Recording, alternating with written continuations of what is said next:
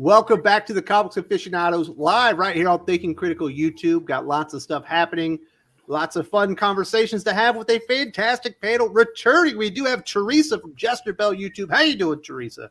I'm pretty good this morning. I'm cold. It's California. It's cold even in California. Insane. It never gets cold here in the Philippines. You know, it's always at least 80 degrees. What's going on in the channel? Is there anything people should be watching out for, or maybe that you've just recently done that people should know about? Well, I've got this, last time I was on here, I said I was filming, and so I'm just now finishing editing a short film. So I'm hoping that it's going to be done in the next 2 weeks. But I've been asking everybody, can you please like, share, comment, because the YouTube algorithm does not favor short films. So I'm advertising that. After that, I've got some more short films, but more commentary videos. Some are going to be on comic stuff. Some of them are going to be on movies. So I've got sort of a new format approach I'm going to take to my channel. So looking forward to sharing that with people. And if you're looking for a channel, there is a link in the video description below. What else we got? We got Drew coming from, were you in Baltimore last week, Drew? Yeah, I was in Baltimore last week. I got to hang out with Joe and everyone. That was a great time. And but from Indianapolis today, it's in the 60s here, so it's shorts and hoodie weather. Very nice. So you have good news for everybody. What the hell happened with Born of Blood 2? That was so cool.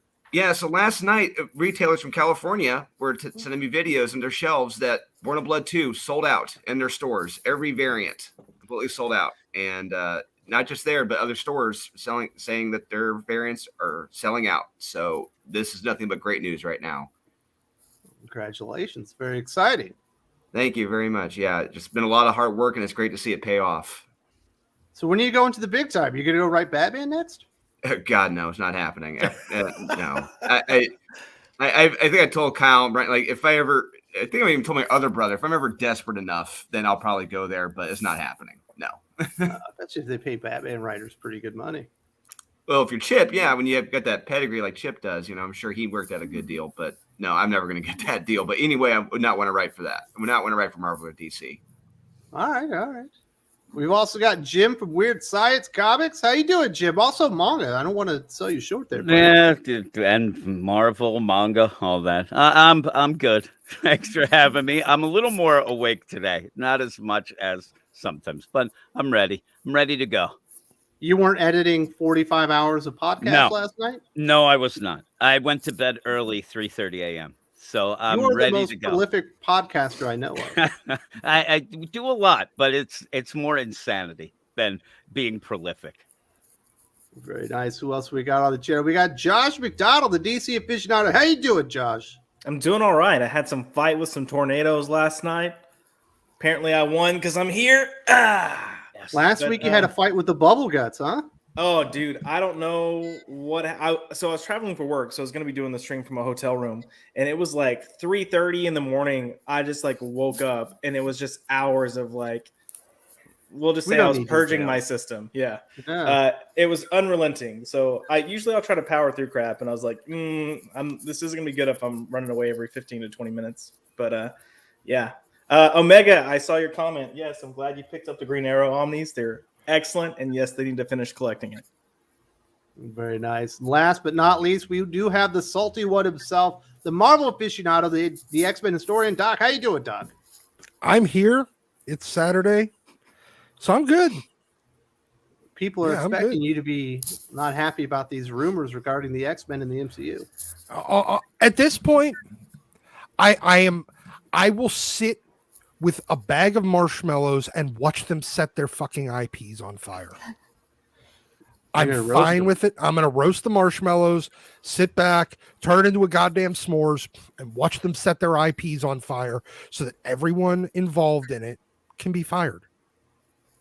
And then they'll do it again, and they'll do it again, and then they'll do it again, and maybe, just maybe, at some point, some degree of common sense will worm its way into their tiny, tiny little brains and go, hey, you know all that shit that made this stuff really popular in the 70s and 80s and 90s? Let's do that instead. All right, Doc. Before we get the full Doc effect on that, we do have a couple of super chats we'll hit real quick. Common Sense says, can we talk about Josie Cable's Shazam #3 went full MCU She-Hulk. Why, Josie? Why do this to Mary Marvel, who exists for decades? This can't be the bigger person. Jim, did you read this comic book? Was it that bad? I did. I didn't mind it as much. The problem I have with it is that we only have one more issue, so it should have been a bit longer, maybe separate from, the whole Shazam and Billy stuff. Maybe have her own title, as she should. I mean, she's a good character, but it's okay. I didn't get angry when I read it. But you read a lot of bad comic books, so it's probably pretty normal for you. That right? is true. I might be desensitized to some things now, but I tend to get angry though at certain points. But yeah, it was okay. Okay. Very nice. So Common Sense, Jim says it's not quite that bad. I haven't picked that one up. I'm being very selective on what I read these days because there's so much bad out there that you really just can't, just walk straight through the minefield because you're going to get blown up. You know what I mean? Yeah. Trying to avoid some of the bad stuff. Lane Kraber says, good to spend my birthday morning with the panel. Well, happy birthday, brother. I hope you have a wonderful day. Have some fun to do. You go out on the town a little bit. Maybe go see Black Adam. Do some nerd stuff on your birthday. Josh, what would you do if it was your birthday? You go to the strip club? Would I do what? Go to the strip club? The strip club? No, unfortunately, there's not a strip club in my area. I don't know. I'd probably just. I mean, my birthday was early October. I kept it low key. I just kind of Waffle House. There's not even a Waffle House in my area, man. Like like if I did, Olive I would Garden? definitely. We got Olive Garden, There you but go. I would be Just there get at like some 2 a.m. watching all the drunk people fight. Like that would be great entertainment for me. I love going to Waffle Houses at 2 a.m. or later. Just like let's see the chaos. I'm down. Well, I hope you have a good birthday. And I'm glad you're here with this brother. He also says, it tells me where I am at in comics. I should be thinking how awesome Batman Joker is, but I spent more time wondering, will Stephanie Cassie will get sexuality swaps in 2023? That's Yes. kind of what you got to worry about, right? You just never know when it's going to happen. But Batman Joker was awesome. We'll get into that, but I know that's what it is in the real world, Teresa. That's what you got to worry about if you're a comic fan, trying to avoid all this crap. It's true. Yeah, so I hope you have a wonderful birthday, and think about the positive. We got a pretty damn good Batman Joker comic book that we're going to talk about here in a little bit. Appreciate you support the channel. Let's get into this first topic. I know Doc's been probably champing at the bit to talk about this one. There are rumors out there, and they kind of fall in line with what we're seeing in the Phase 4 of the MCU, kind of widespread with the changes in characters, that there's going to be a lot of race swapping with the X-Men characters when they actually make their debut in the MCU itself. So, Josh, you were from Hollywood. You wrote some scripts and stuff like that. I think you worked on some TV shows and whatnot. Does this sound about right, or do you not put any stock into these rumors? I think it's hit or miss. So I think there's some stock to put in these rumors, but I think it's the amount of stock that you can put into rumors as much as you can say it's standard practice. I do question the sources of the article you sent me. I personally know someone that works in marketing at Disney, and I will say there's no conversations about X-Men right now. So whoever's saying there's detailed conversations from at least to the degree that licensees would be discussing it, it's false, because the marketing team has nothing. And if the marketing team has nothing, then licensees have nothing. But I will say there is conversations about, for instance, A-list actors that are big name actors that have expressed interest in joining Marvel, and say these actors haven't come forward about a specific role. They just have expressed interest in being in part of the universe, but they're of a certain age. There's only so many characters you could potentially get them to play that would warrant them taking the role. That has come up. Other than that, I think you're going to see some. I don't know how much of it's strategic. I mean, we've already kind of seen some actors kind of pushing themselves. You've got Esposito that's pushing to want to play Charles Xavier. Who knows if it'll happen? Typically, this doesn't work in the favor of the actor. Every now and then it does. In the light of Shang-Chi, it worked for Simu Liu. You also have fans that are fan casting Rogue with Kiki Palmer, which honestly, when I heard her talk and I saw the image, I was like, all right, I would accept this. Who the hell's Kiki Palmer? Am I out of this? She sorry to interrupt. She played the lead girl in Jordan Peele's Nope. She She started out, I think she was a teen star. It was either Disney or Nickelodeon. Yeah. I'm sorry, but basically she has had a pretty extensive career, but she hasn't been in mainstream stuff as much. Yeah. So that's just my opinion, that it seems like she's vying to play Rogue because she's looking for that role that's going to bring her into the mainstream a bit more. She wants the Anna Paquin career path. She wants to do the Vampire Diaries. No, I mean, but getting a very long running, reasonably high budget, fairly well paid, regular show out of it, or to bump into, like Zendaya. Become a Zendaya, become a, or an actual movie star. Either way, that's the path that she thinks that role can probably give her. Oh, absolutely. I mean, if she got the role, if she say, let's say hypothetically, she did get cast as Rogue, that would definitely be the biggest role she's ever had. It would be the launching pad if she were going to have a quote unquote mainstream career, an A-list career.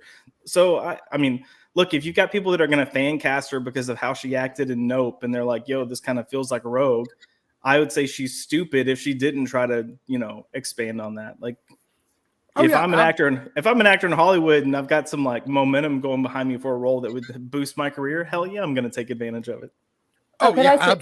Sorry. Go. Well, first of all, I want to agree with Josh because just from me watching what's been going on with Marvel, so for a while there, it seemed like we were on a fast track to get to the X-Men because they had the rights, and then later we found out that they actually can't recast any of the characters until the contracts expire in 2025.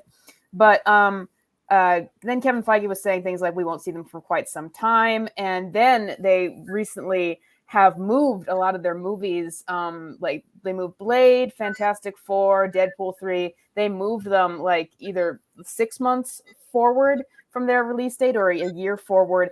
And that to me was saying, okay, they are seeing that they are losing some momentum with Marvel. They haven't had a bomb yet where they lost money, but they're seeing that they've lost the momentum that they had.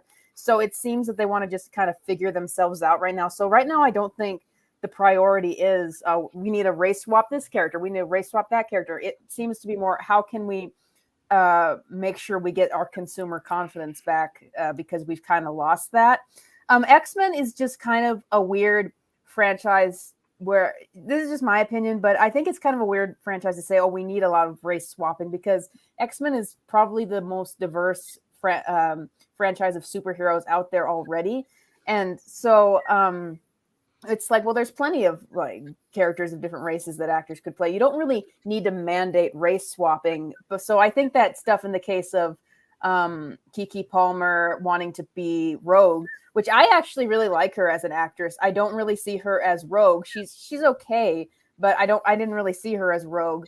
But I think that's just people who want to use they see latching onto the MCU as a way to kind of further their careers. So I think that's more what we're seeing. I also think in the case of the Twitter space, sometimes I think these fan castings happen. And I don't like that they do this, because this puts a bad, it brings hate towards the actress where there shouldn't be. I think sometimes people will cast a black actress, for example, as a white character because they're like, oh, this is gonna rile up some people and they're gonna get angry and I'm gonna get attention. And I don't like that, because then you see that tension come up, and then the actress gets hate where she shouldn't. Like, I saw someone the other day, just because Zendaya was wearing a green dress in an interview, they said, oh, Zendaya should play Poison Ivy. And I'm like, that does not seem like her type of character to play. You just said that because she's in a green dress and you're trying to get people riled up. But I think it's more talk at this point. What Josh's inside information says kind of rings true for me, that it just does not seem that Kevin Feige's really thinking about the X-Men at this point. Doc, what do you think about Radcliffe as Wolverine, Harry Potter? I think he would need to add about 100 pounds. I was going to go 100, but I'll accept 80. He would need to add more muscle than he currently weighs. You've got to drop the British accent. Well, remember the original cartoon, the Pride of the X-Men cartoon had him with an Had him Australian Australian. accent. So, fuck it. At this point, hey, Namor's got a, like, I don't know, Hispanic accent. I don't know, Latino. Well, he's also got a fat back, Doc. He's not even ripped. Oh yeah, well that's also. Hey, you know what? It's hard to lift weights underwater.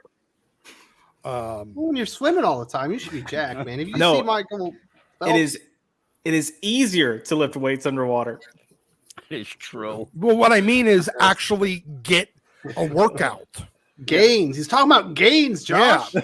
It's No, hard. I know, I'm joking. It's hard to get jacked underwater, man. It's like Superman. Well, actually, what is he gonna lift with when he can like curl tanks as his warm up? 2 tanks. Yeah. Actually, people were talking about this when Jason Momoa was Aquaman. They were talking about you would have to be very strong and very durable to be able to survive the pressures underwater. Yeah. And so they were making that argument. That's why Jason Momoa. That's why his Aquaman is so jacked. Like he's got to be that strong. The pressures of being that good looking too. That's a lot to take. I think Daniel Radcliffe. He played a good Weird Al. Yeah, I just watched that movie. Yeah, Hey, so did I. I watched it last night. It was You know what? I watched him in Guns Akimbo, and I thought that was hilarious. Now, granted, he was a giant pussy throughout the entire movie, but still, it was at least relatively amusing, and the soundtrack wasn't bad. We just need that meth girl to My wife. I don't know anything about your wife, sir. I thought you were fan casting. Yeah. So, no, I think Daniel Radcliffe as Wolverine. Okay, it's like, hey, it's a younger person that has a beard. Okay, It's not a good beard though. It's like no, a it's shitty not. beard. It's like a shitty beard. I mean, there was also talk about that dude from the Kingsman. The younger Taron one. Egerton. Taron Yeah. Egerton. Yeah, they talked about him too. He's all right. No, I don't think he could pull it off either. There's a handful of, honestly, I don't know of anybody in Hollywood right now that could really do it. So All right, Doc. I was just trying to get a rise out of you with the Actually- Harry Potter thing. I wasn't Actually, trying just to, like, for go a down second, I mean, the idea that we're talking about not even race swapping now, but people who end up fitting a role, I think that's equally as important. If you're going to race swap, you may be able to do it in a way that fits. And we're even saying like a Daniel Radcliffe as Wolverine, that doesn't seem like it fits. That's nothing to I'd do with rather race have a swapping. race That's swap. just a deal. Yeah. So exactly. But again, if you had Daniel Radcliffe Can we as not get Bishop, that Idris would Elba look to play ridiculous fucking too. Wolverine? We got Daniel Radcliffe. Hell, Daniel I was gonna Radcliffe. say like Gina Carano would have more testosterone than Daniel Radcliffe in the role. I mean, come on. Exactly. Gina Carano for Laura. That would be good. We're gonna age swap her now. Fuck it. Who cares? She's the Do mom whatever and you want. Wolverine's Have a the kid. 17-year-old Charles Xavier, a 55-year-old Storm. Fuck it. Who cares? Can I just say this about fan casting?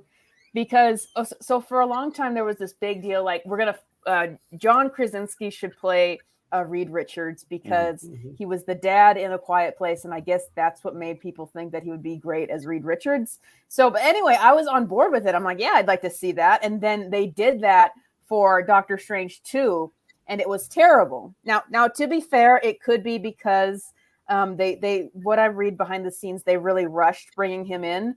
And so he probably didn't get a lot of time to work with it. He apparently wasn't even there with Elizabeth Olsen because they never met. Like they just CGI'd them into the movie. But everyone I know has said that John Krasinski as Reed Richards was terrible. And so I'm like, maybe fan castings aren't the greatest idea. It's gonna be better than Miles Teller, right? Yeah. I didn't think Yeah. I didn't think Krasinski was bad. He just didn't get any. He didn't get any material. And they wrote Mr. Fantastic like as stupid as possible. Like, Well, he was just cannon fodder, kind of like what that Yeah. article was talking about. I They're think just he bringing could- in these like cameos just so you can kill them off and make the new character look good. Yeah. Well, I feel like we will see him again, but I don't think he's going to be our regular Mr. Fantastic. I mean, they brought him in there like the smartest man alive, Reed Richards, and then he gets killed within seconds. Yeah, not a very good look. Obviously, we've also got the big race swapping that's been going on in MCU. Namor's kind of in the news. I guess Wonder Man. I guess you're going to race swap a character. Wonder Man is the one to do it. No one's really going to care. Yeah, nobody cares. That was an interesting one though, because I feel like Yahya Abdul-Mateen is such a big upcoming name that I'm like, did you why really waste him on Wonder Man? Yeah. Like that felt like a waste. I feel like I've been in like on another planet for the last 4 years. Because I'm sitting there going, who the fuck is this guy? Everyone seems to know who he is. I have literally never heard this name in my life. I think I saw him with Hercules or something in Guardians of the Galaxy. Was that correct? Who, Wonder Man? Yeah. It was supposed to have been, what's his name from Nathan Fillion. And I would have loved that. Like, yes, because it would have fit perfectly. Yeah. Well, he should have been Hal Jordan, and he also should have been Wonder Man.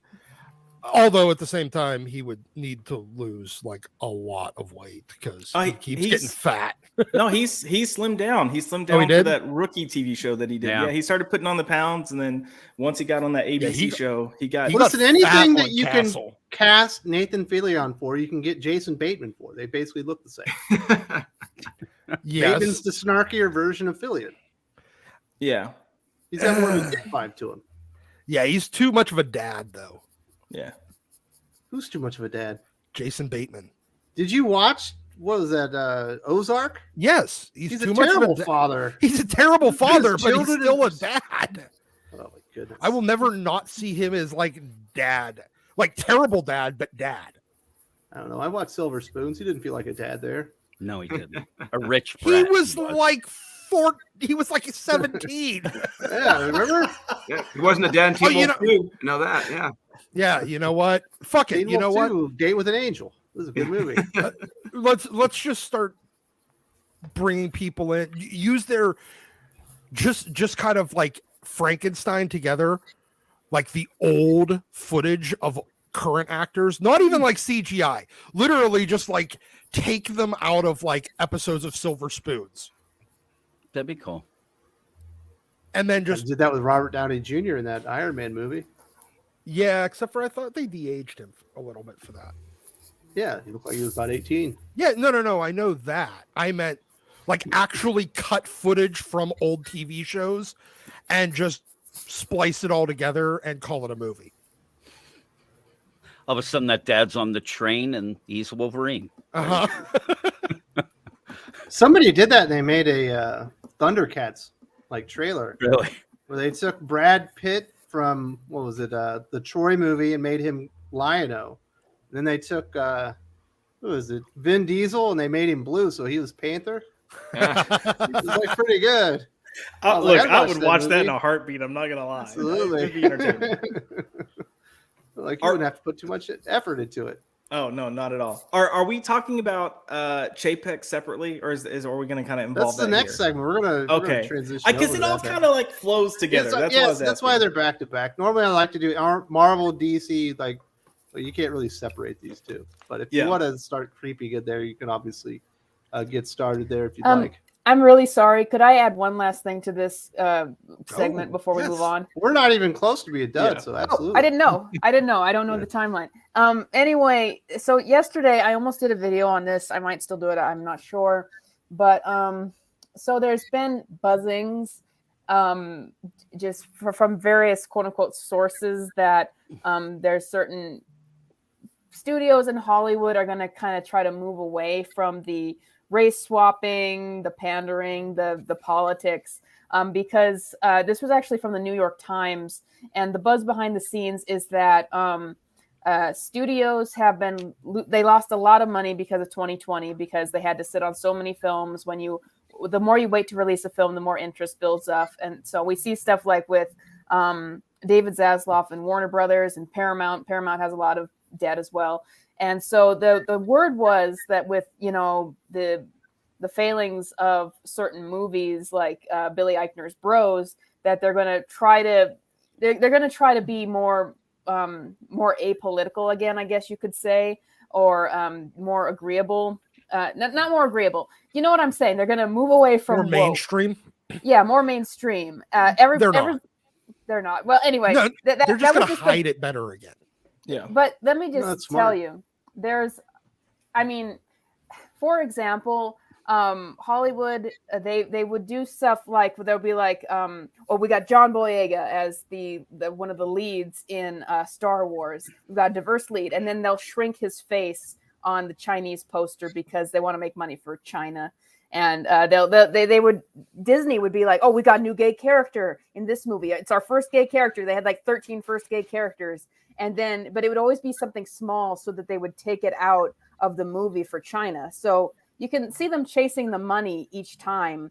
That's why when I hear about race swapping the X-Men, when they might come out in like 9 years or whatever, I'm like, I'm not sure if that's like their priority right now, because I just see them as more people who are just chasing the money. Like they don't actually care about all this stuff. And it's good to give roles out. So everybody can have an opportunity. But what I'm saying is, I don't think that these people ever cared about this sort of thing. I think they're just chasing the money. And so that's why I'm just looking at like, I think that as soon as they feel like there's not money in the pandering anymore, then they will change again. Well, I don't think there was ever money in it. Mm-hmm. The corporations themselves never gave a shit. A lot of the people, I wouldn't say a lot. Some of the people at the top, and they thought that giving good lip service to it and maybe even buying into it to a degree would make them money. They also didn't realize it was a suicide pact where they can never step backwards. They can never really kind of get away from it. Some of them have. A lot of them ended up getting gone in order so that their replacement can take a step back. Oh, Jesus, fucking dogs. Every time. I don't disagree with you, but because listen to this, David Zaslav, one of the things he cut in Warner Brothers was a division that was about looking for diverse writers and creators and bringing them in to kind of train them to work as like on the TV for Warner Brothers. And then they got a ton of backlash and a ton of, I would say, pressure and threats. And all of a sudden, despite they brought it back because even though they're trying to save so much money, they caved into pressure because they're like, oh, this is making us look bad because of what we cut. So that's true. But I think that there's people behind the scenes who all they want to do is make money and save money, but then they have these pressures on them about how they look to other people. Oh yeah, they've had a lot of. It's been a lot of internal back and forth. You have the people that want to make money.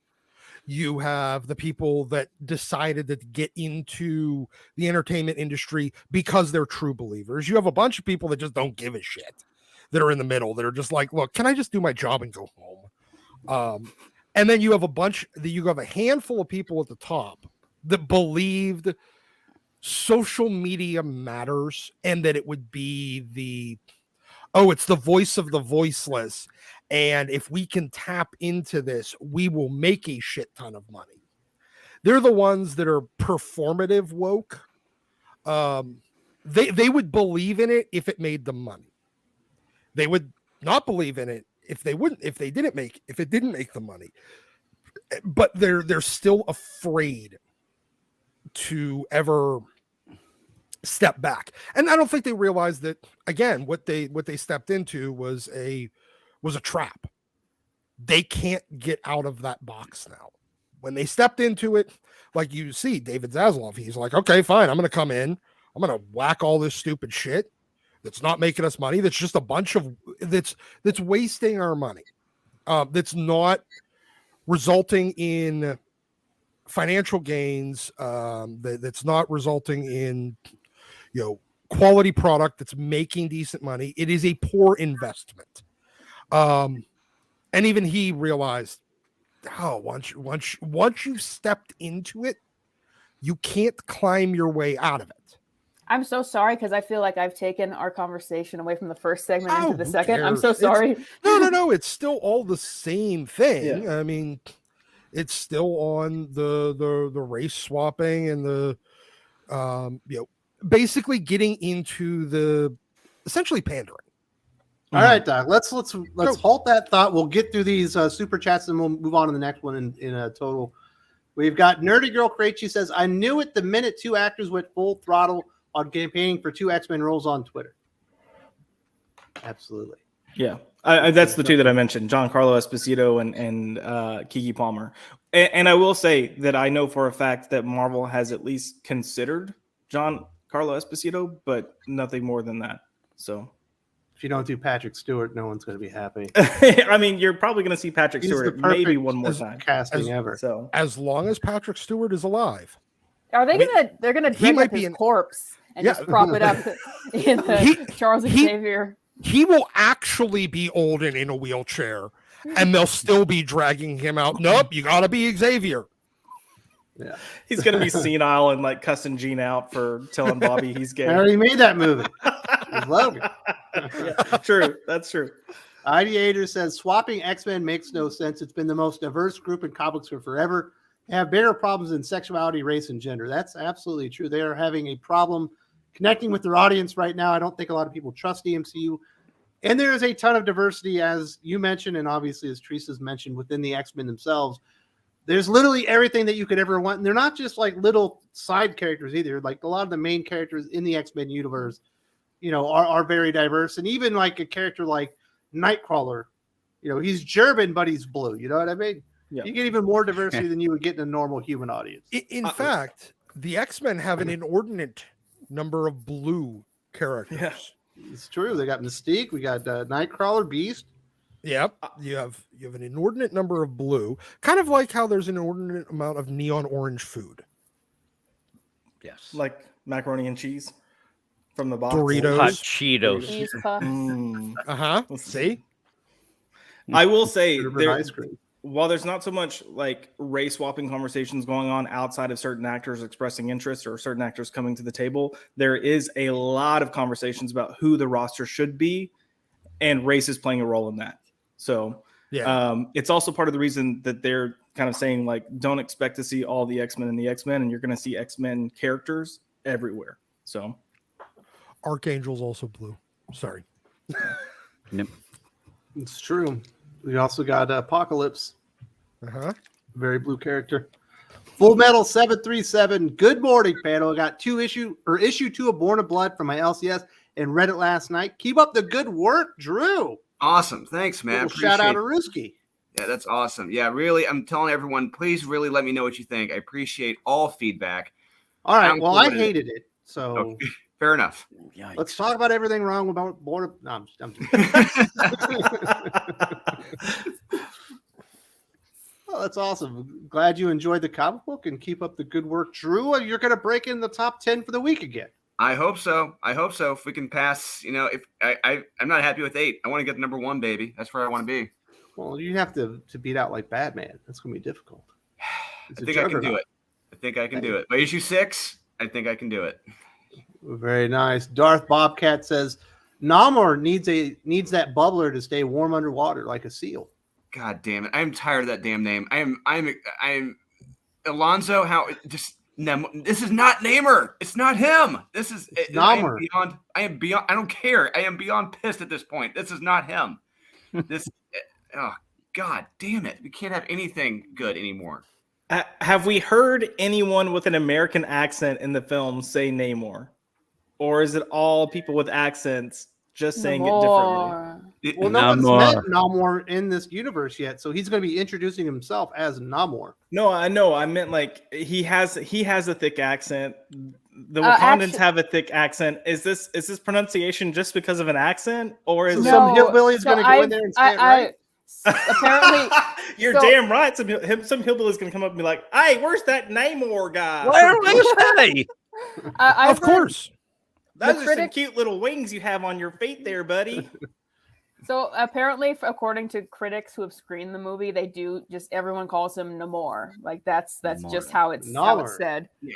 sad child. Is that what they're saying it is now? Sad child is the definition for that name or whatever. Or fatherless child. It's like, give me a break. Give me a flipping break. Bill Everett is spinning in his grave right now. If all they had to do was be like, hey, this dude, this Namor guy, if they really wanted to, if their concern was really differentiating him from Aquaman, he's like 3,000 years old.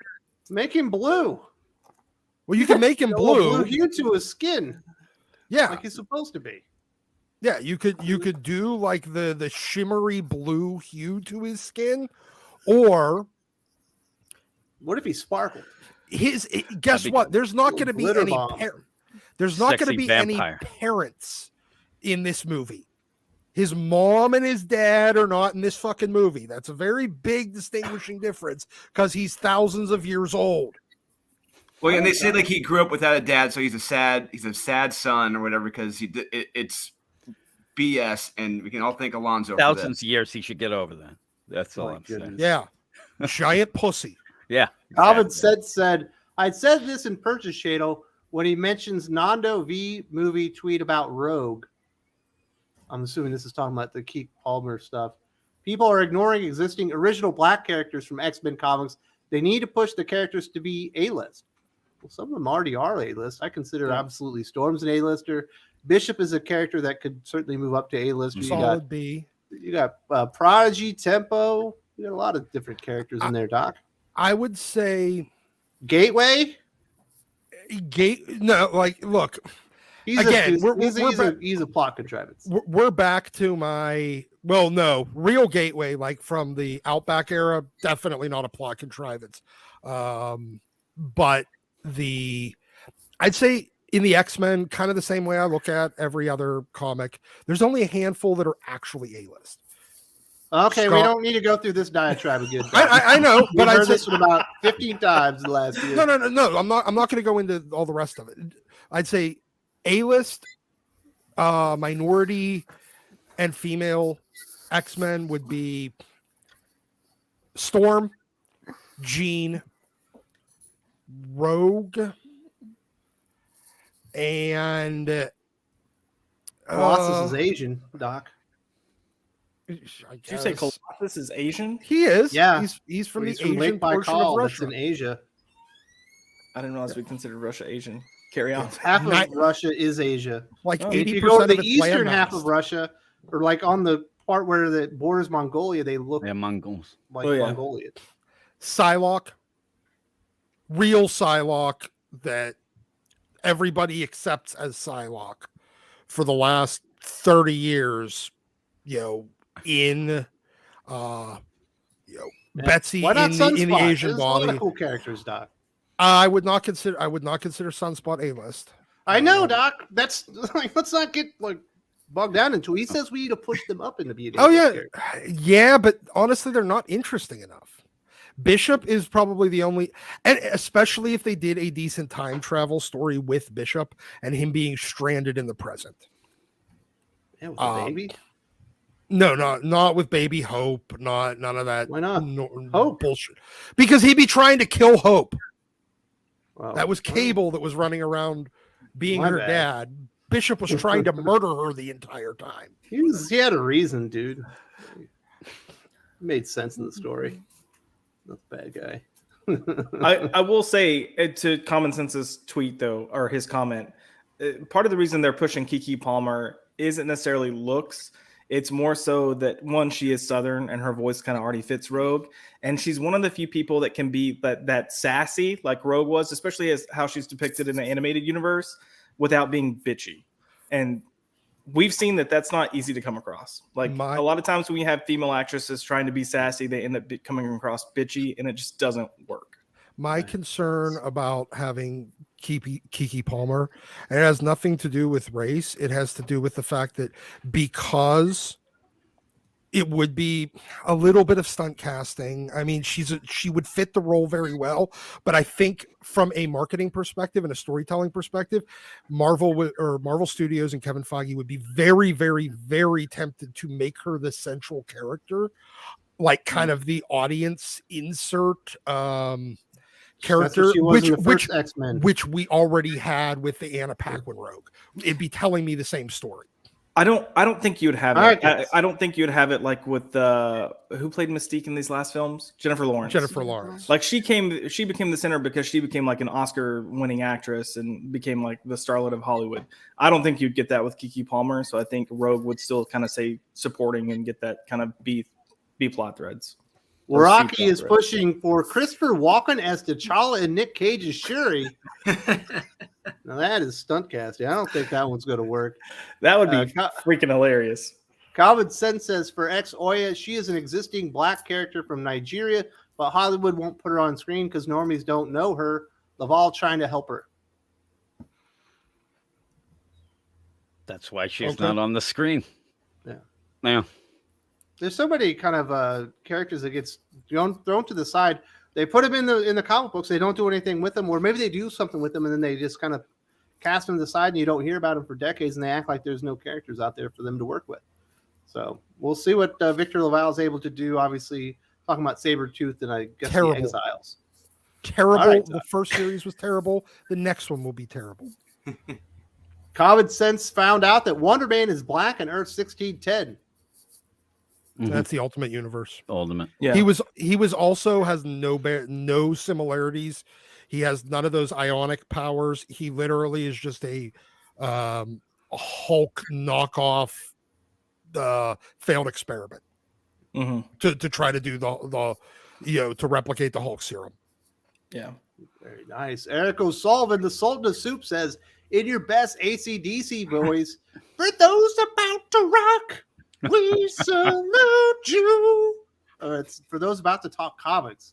That's nerdy, man. You ruined it. I can't wait to screen grab that like few seconds and just like sing it all over. Whatever, man. Rock and roll.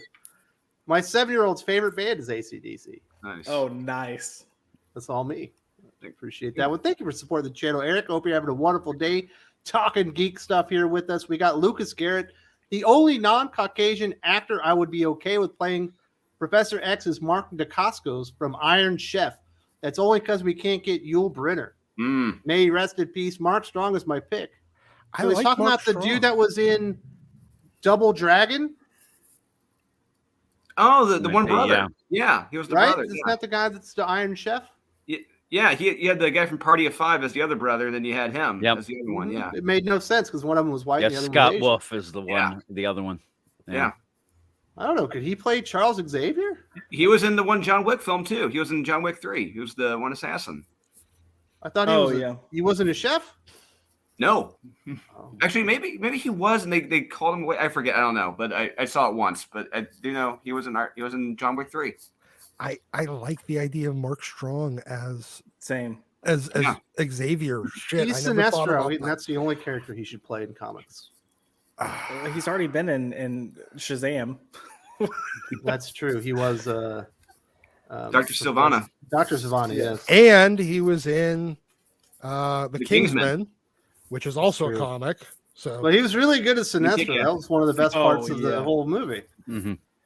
But I think Mark Strong, especially since he is kind of doing the rocking the shaved head thing, he could definitely do Xavier.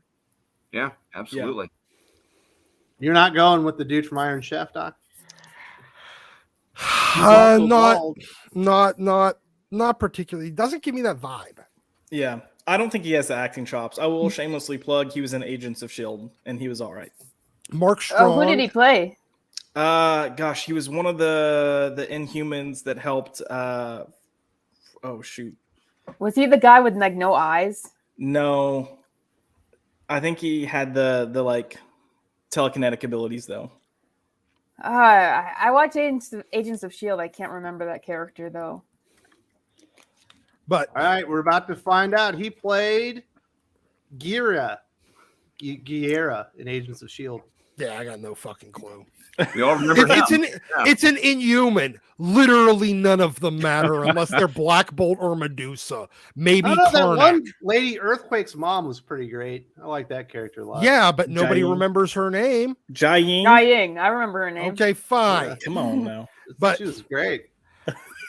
She was in Dollhouse or what is it was from Yeah, Joss Whedon, I know the actress. My point was nobody remembers the fucking character's name. Well, Apparently, people- some people do. kind of fooled you on that one. Doc is wrong show. I kind of dig that. We'll see what happens, Lucas. I like you putting in some good recommendations here. We got Dill Lindsay. LOL, they should bring back McAvoy and Fassbender.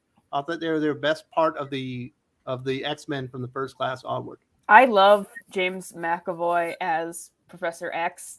By the time they get X-Men off the ground for the MCU, he's probably going to be old. So I think that'll be perfect. Just put him in a wheelchair and he's going to be great. Yeah.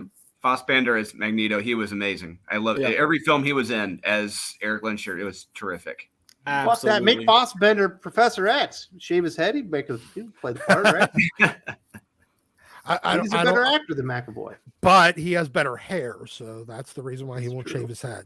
And he's also, wasn't he dating Alicia Vikander? At least he was. Good for him. I have no idea. Good. Yeah, I don't even know who that is, but all right, cool. She played Laura Croft, the Tomb Raider in the reboot. Oh, so the bad Lara Croft. Okay. The really bad movie. She was Ex Machina. Yeah. Oh, yeah, that was even worse. That was a really good movie, man. That was a terrible movie. Jeez, I'm sorry there wasn't enough action and just stuff blowing up that you had to actually follow the plot, Doc. It's too much It for you was to handle. just a dumb movie. Chuck Skills, Board of Blood 2 has the freaky deaky and fantastic plot development. 5-star comic book. Dude, Perfect writing and art. My goodness. thank you very much, Chuck Skills. I appreciate that. Yeah, number 2 is very polarizing. I'm not gonna lie. I think Josh, you saw it. I think it's there's a lot of elements in here where it's gonna be you're either gonna love it or you're gonna hate it. I gave it to my mom and my aunts. They said they needed a cold shower and a cigarette after reading it. So they enjoyed it. But it's got a bit of something in there for everyone. And yeah, like I said, the plot thickens by the end of issue 2. I worked my ass off in this series. And I think everyone, if you can handle it, you will enjoy it. Very nice. Creator Season says, it's sad that kids have to grow up not knowing how bad their superhero movies suck and differ from the material for no reason. Yeah, because when we grew up, we knew Steel was terrible. Like, what the hell is this movie? Like, it doesn't belong here. And Superman 3 and 4 and all that crap. And everybody just made fun of especially Superman 4 and Steel. And nobody made a big deal about it. We weren't terrible people because we hated a movie that was a bad movie. Yeah. Remember back in the day, the best comic book movie, like for a while, was Mystery Men. I was gonna say Blank Man, and it really still is for me. Blank Man. Blank Man was actually a skit from Living Color, I believe. Yes, but it became a movie. No, yeah, Handyman. Handyman was the skit. And they made it into Blank Man. No, it was the same, different character, completely different. I thought it was the same thing from. Was that actually a comic character? No, Handyman was. He was. It was a little bit more offensive. He was handicapped. He would fall out of the window. It was hilarious. So it's a meteor man. And he flew with the wheelchair on him. Yes, like the Spider-Man. It was it was like that Spider Girl. Yep. Yeah. You guys remember the head detective from Mad or not Mad TV from the Wayans show? Yeah, in Living Color. In Living Color. Where he was shot and he was like RoboCop, but they didn't have enough money to give him a body. He was just a head with like a Mr. Potato Head hand with a gun, and they would like punt him into the criminals, and he would knock them over, and he would land on their chest. They'd kick him into the criminals. Oh man, I missed the Head Detective. That stuff was great. That's a movie that they should make. I'm shocked that Blank Man wasn't just a nicer version of Handyman. I thought it was the same characters as the actors. No, rewatch it. It's hysterical. The Jackalope. They never made a Jackalope movie though. No. Chuck Skills, the MCU version of Namor makes me consider watching MCU films no more. Boom. Yep, I agree. Yep. We all have a breaking point. I will say, out of some of the, which look, you have to take what critics say with a grain of salt. But I think if you learn how to read critics, you can tell a difference. And their praise of Black Panther has been different than how they've praised, like Pseudo kind of stepped around praise for these other movies. A lot of them have said Black Panther's a return to form. But I've had a few people reference that the performance and the way they wrote Namor and the story arc of his character as reminding them Fassbender in the X-Men movies. So we shall see. That's a mighty bold statement, reminding them that. It's a mighty bold statement, but I guess when you look at it as someone that is looking at himself as a part of a nation and protecting his people or trying to go that route, then perhaps. Hey, maybe in the Disney X-Men we'll finally get Channing Tatum as Gambit. Highly doubt it. That's what they should do. Brian Borda, my people call me Cuckoo Clock. Do you understand that reference, Wes? The face looked like it's no, because he's got the one trailer where he says, "My people call me whatever." A cuckoo con. Yeah. But it's just kind of an odd thing to say with a straight face in a very serious scene. Yeah. Common Sense says, what about Bishop's sister Shard, Doc? You think she needs to be pushing the A-list so there's no more race swaps? First, she's dead. Second, even when she appeared, you're talking about comic books. In the yeah, and whenever she was dead before Bishop first appeared, and the only time she appeared after were literally as an AI hologram. I don't think a hologram. Yeah, okay, fine. So hologram Shard can fuck hologram Tony Stark, and then we'll have a hologram babies together and enter the Matrix, I guess. Hologram's a great way to bring back dead characters in the MCU. Yeah. They're like, oh, well, this character sold, so let's bring him back as a hologram. You still need to pay the actors for their likeness. Obi-Wan Kenobi back in Tony Stark will be two pockets in there. We'll start bringing Force ghosts into the MCU so that Tony Stark can come and talk to Spider-Man like he's Obi-Wan Kenobi. Fuck it, why not? Who cares at this point? Nothing matters. Welcome to Nothing the MCU Matters. Is 5 to 10 years behind comic books, and that's exactly what they did in comics. Doc has become like a nihilist, I guess. He's like, I am a complete nihilist at this point. I am absolutely black-pilled on anything with entertainment. Doc believes in nothing. Mm-hmm. He's going to burn a pile of money next. He's going to take a cigarette and just throw it on a pile of X-Men comics. Sitting on top. Yeah. For the record, when you throw a cigarette onto paper, it doesn't actually set the paper on fire. It doesn't really. Yeah, that's why I put gas on it. Remember? And if you put gasoline on it, guess what? The cigarette will just go out. It does not have a high enough burning point to ignite gasoline. It does in the Dark Knight. It does in the Dark Knight. Yes, really all the time in Hollywood. Not a movie. You truly are the fucking fun police, Doc. Yeah, go to any other movies you want to ruin while we're at it. Well, I was going to say, go to the gas station, light a cigarette, throw it in a puddle of gasoline, it'll just go out. You go to the gas station and light a cigarette on fire, they're probably going to be mad at you because you used a lighter around the gas. So RoboCop lied? What the hell? That's not. I know.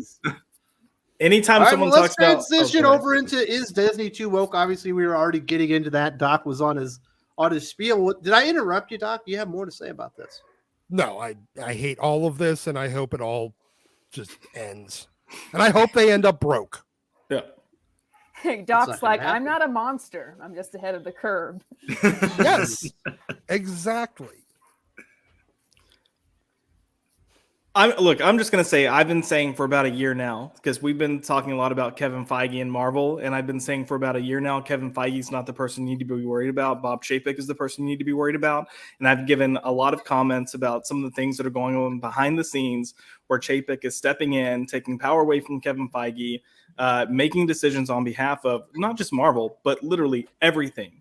And you have seen it. You have seen it come to fruition. You see that it's not working. Here, he's doubling down, saying that it's not happening, that they're not too woke. They are too woke. They've gotten too involved, not even with the politics of the industry, but politics outside of the industry, as we saw in Florida with the Walt Disney World.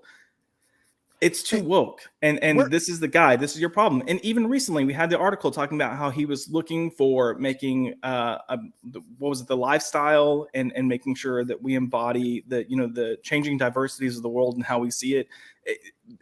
A lot of your problems that you're seeing with Disney is coming from this man and the people that he's put into power, and some of the lower level positions that are now usurping people that have earned their positions.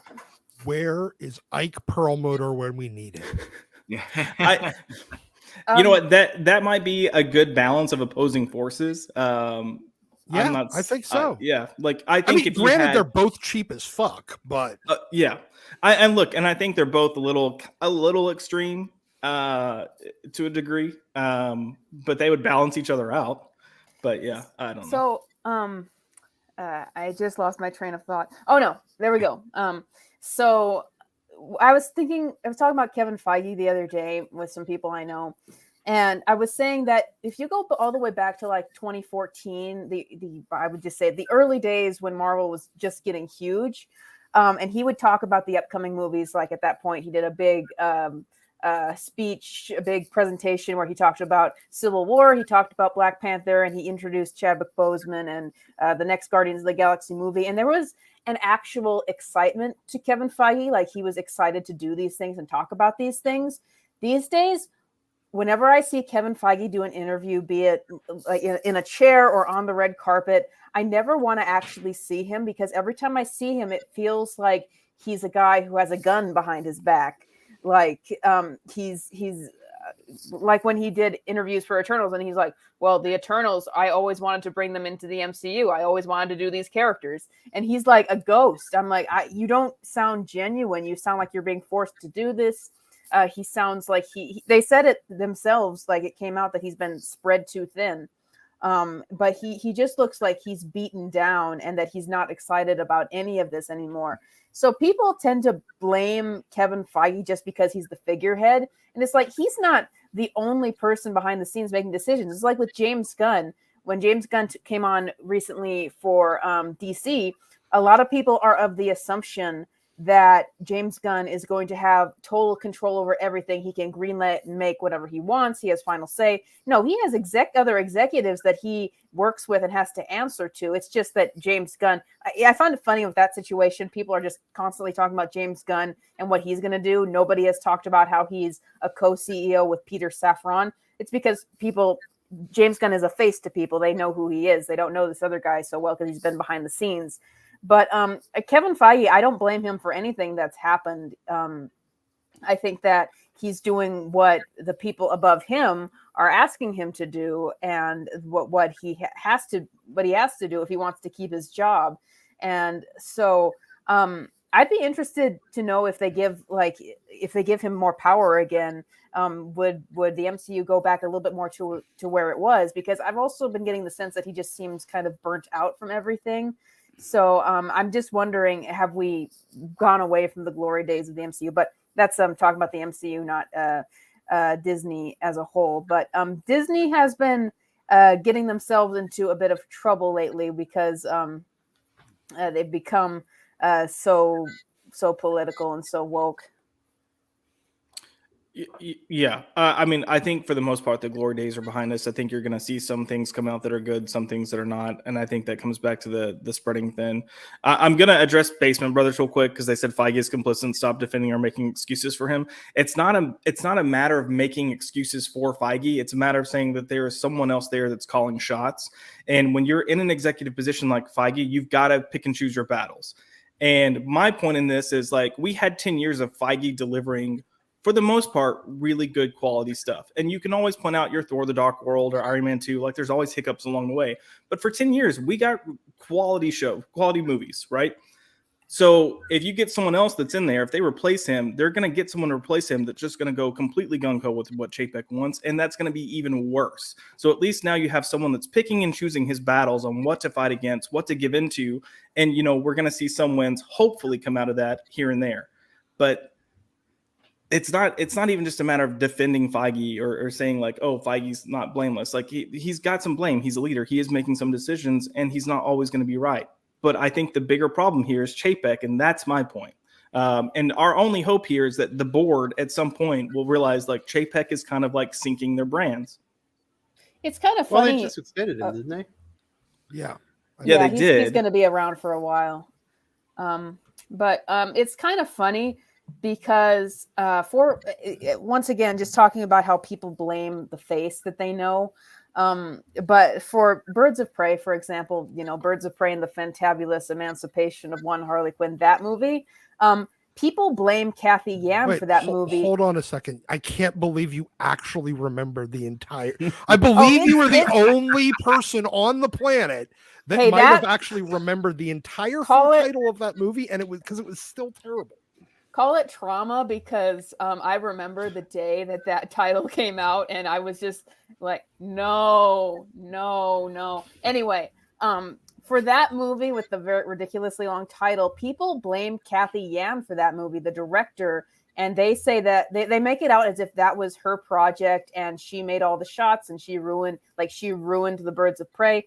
No, if you look up behind the scenes, that movie was Margot Robbie. She pitched it, she produced it, she hired one of her friends to help her write it, Christina Hodson. I believe that is how Christina Hodson came into DC in the first place. She was a friend of Margot Robbie, and Margot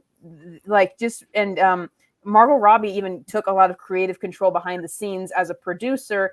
I think they only allowed her to make it because she started to get some clout as a producer because of I, Tonya, which she produced and starred in.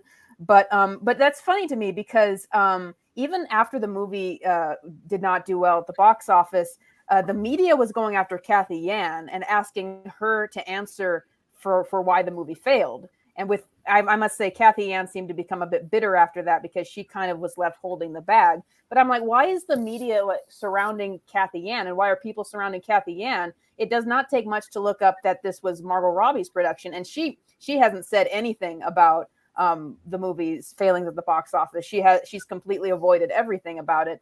But that's just an interesting example of how people say Kevin Feige needs to answer for what's going on. It's like, it's not that simple behind the scenes. I don't like, and especially you have to consider that there is so much coming out from Marvel. There are so many Disney Plus shows, so many movies that that they want to come out with, because the Disney model, as sort of created by Bob Iger and then being carried over to Bob Chapek, I would say, is find something that's successful and then milk it to death. Like that's why they made all these direct-to-video sequels for their successful animated movies, because they just want to milk everything. And so I'm seeing kind of the ball being taken away from Kevin Feige a bit, because I'm like, how can he possibly oversee all this stuff? And I got a little bit of that listening to some behind the scenes of She-Hulk. He, for example, he said, okay, we have as much money as we need, as much money as you need to make She-Hulk, to make that CGI work. And then an executive below him said, actually, we don't have this money. You guys have to figure out how to make the show work with as little She-Hulk as possible, because we don't have the money for the CGI. So it's a little bit more complicated. You just can't say, oh, this one figurehead is responsible for all of this. We're talking about Disney here, and it was Bob Chapek that was actually asked about that. And this isn't a Marvel Studios problem. It's a Disney problem that's happening, across the board, where they're not just doing these things with Marvel characters. Obviously, people are very turned off with Star Wars right now. Felt like there was agenda being pushed right there. They're trying to do all these live action remakes of the classic cartoons, which I don't get. I watched, was it The Jungle Book? Mm-hmm. And the movie's not as good as the cartoon. I was like, why would I go watch the Lion King movie when the Lion King's my favorite cartoon of all time? Like, that's one of my favorite movies, period. And they're just like going down this road, but now they're making all these wide sweeping changes, Josh. And it's clear that, as you said, yes, they've gone a little bit too far with these things, and they've started to alienate people. Now they're having to give huge discounts on Disney World during holidays, which they've never had to do before. Yep. Yeah. I mean, like he's gone too far. And look, we're talking Marvel just because, we've kind of focused on comics here. But Wes is right. It's very much Star Wars. It's even the Disney animation. There's been questionable stuff coming up on, like, is this appropriate for kids or not? How should we approach this if you are going to do it? And then, Pixar is a huge example. That was a blockbuster brand that was basically can't miss. Everything they did was bulletproof other than planes. Yeah. It goes back to kind of like what we've talked about for years too. Like if you're ever in a business and you take a hard political stance, which Disney did in Florida with their theme parks and then going on with, like the bills with schools and the Don't Say Gay bill and everything. Like the moment you take a hard political stance, you are going to lose a percentage of your client base. Some people will disagree with you and they won't care and they'll continue watching your stuff or buying into your stuff. And then you're going to have a percentage that's going to say, yeah, screw this, I'm out. And that's kind of what Disney is seeing to a degree. They've never seen drops like they're seeing right now. And I think it leans into this. Jimmy Kimmel just came out the other day and said that he lost half of his audience once he started taking a political stance. It doesn't matter who you are. You're not bulletproof. It's going to happen. The moment you tell people that their opinions don't matter, you're going to lose an audience. Talking a bit about Disney becoming inappropriate. I watched Turning Red. It was horrible. I just thought it was a horrible movie. And then I thought this is kind of inappropriate for kids because usually it was really because kind of the message at the end of the movie was you should do whatever you want, no matter what your parents say, put yourself first. And I'm like, that is not a message that any parent wants their kids to hear on that level, especially because it wasn't about the main character like rejecting her mom's traditional, her sort of traditional Chinese upbringing. It was about her doing really shallow things. Like, I want to go to this concert, even though my mom doesn't want me to go there. So it's like very shallow things like that. And so it went a little bit inappropriate on the stuff for puberty as well. And then we got some of that in the Baymax show. So I don't know what's going on behind the scenes. Sometimes people make sort of these decisions on things aimed at kids, thinking that they're like the writer of a show aimed at kids is going to be the parent of the kid, and that they bring up topics like, for example, me and my sister did this video once. It was about how there was this episode of the show Arthur. If you guys have heard of that show, cartoon for kids. Anyway, they did an episode where one of the characters learns not to swear. And they basically had like the beep button in it to censor the swearing, but it's like the kid hears a swear word and then she tells other people to say it. And then this was banned from TV because they're like, this is not what we think that you should be talking to very little kids about. Especially since everybody who watched it was just like, okay, what was the swear word? Which was what I was about. But sometimes these people behind the scenes think that, okay, I'm going to parent the kid. I'm going to bring up these topics with them. So maybe somebody is thinking that they're being well-intentioned by doing that, but it becomes inappropriate where it's like, this is a topic that should be handled by parents at an age they think is appropriate. And but I feel like there's kind of this, because if you criticize Turning Red, there was a lot of, well, you're just a controlling parent, or you're a controlling religious parent. And it's like, well, parents can decide how they raise their kids, but that's been some bad PR from Disney's part, I think, because their response to people feeling that some of these things were inappropriate for little kids has kind of been, well, this is just us teaching kids to be free. So that's kind of bad PR on Disney's part. Yeah, it's been pretty weird, Jim. I know you got a bunch of kids yourself. I know they're a little bit older than mine. Mine are 7 and younger. And you really do have to screen everything. Things that, back in the day, you'd be like, well, we could put on, Muppet Babies. There's nothing going to be in there. But now you have to check all of it out because Disney are absolutely sneaking in like little messaging and stuff for kids nowadays. And Teresa's right. And Wes, being a little older like yourself, with that beard, I'll point out that you were a little sensitive about, but you end up where back in the day, Disney, you could rely on them for being, and they really push the idea. Listen, you don't have to worry. It's Disney, go with it. And one of the other things though, is, this whole woke thing. It also goes with just a lot of shitty stuff that they're making. It doesn't even have to fully be just woke. They're supposed to be this, what are they? Imagine scientists or whatever the hell they push everything as, and they're remaking stuff as live action. they just don't have any ideas anymore. And to get the hype and the, going, it seems like they try to push this stuff out there with, these news stories and leaks and rumors and stuff like that. I mean, still though, back in the day, you still had problems like John Lithgow. He didn't want us to dance, and we kept dancing. So you always had that certain deal. But Disney was, like I said, Disney was a rock solid deal that when I was growing up, my mom and dad could say, okay, it's a Disney movie and not have to worry anything about it. Boom. You could go see that and not really have to check, but you have to check now because, they are kind of like you said, it feels like they're sneaking things in, or they're trying to like wink, wink. Hey, kids, your parents aren't there with you right now. So let me tell you how it is. And Teresa's right. Like they're the parents now. And it kind of comes off, feels creepy at times. Sorry, I was just removing somebody from the conversation. And they're messing with us. I'm fine with those weirdos. I like just making fun of them. Take the bullets out of their gun. I'm not. Own it. I'm not fine with it, Doc. I just removed from the chat. What do you think, Doc? As an old man with no kids, have they ruined kids' entertainment now by being too woke, Doc?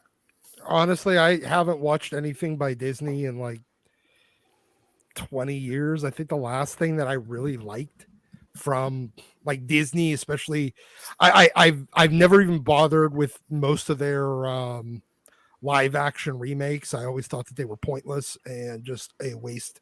It was an attempt to double dip on people.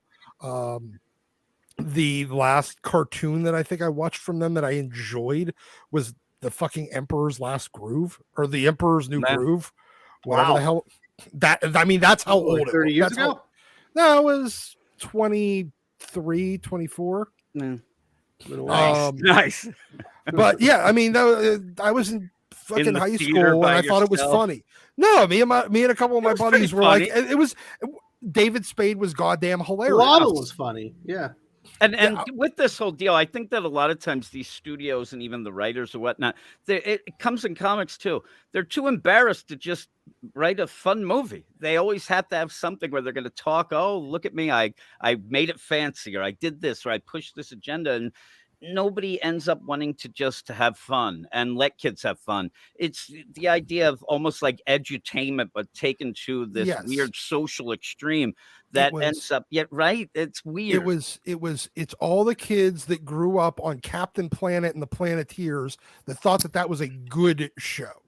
Yeah. And not just cringy edutainment. Look, I'm sorry. If it's a cartoon that they will show you in a like biology class in middle school, it is not a good fun cartoon. Sorry, it's just edutainment. No. Hey. And there are some cartoons and stuff out there that are just for fun, and it's surprising. They're very popular.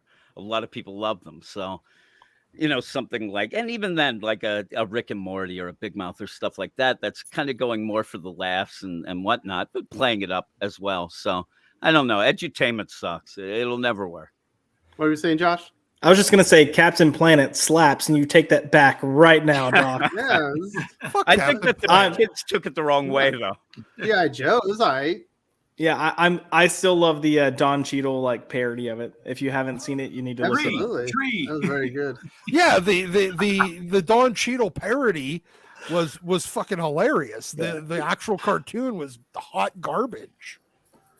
So Jim, obviously Disney doesn't make their money really on movies. They make their money on cruise ships. They make their money on their live action experiences that you can go to at Disney World, Disneyland. Obviously, the merchandise is huge. They've already killed off a couple of brands as far as merchandising and stuff. But, I always thought once they announced that they were getting, the Star Wars brand, and once I had a couple of boys, I was like, I cannot wait to go to like Disney World and go to the Jedi Academy with my kids. And, it's going to be so much fun. And that's kind of all but like been washed away because like the Disney I grew up with, in my expectations of the company have just changed so much that even though that's something I thought would always be great, like I wouldn't even go and spend the $5,000 to go on a Disney vacation. I wouldn't either. I ended up where as a kid, I would have thought that was the greatest thing ever. I have 5 boys all around the age that should really be into Star Wars like I was as a kid. They don't care because they went and saw the movies and they were bored. They didn't quite, it just didn't have the magic of it, though.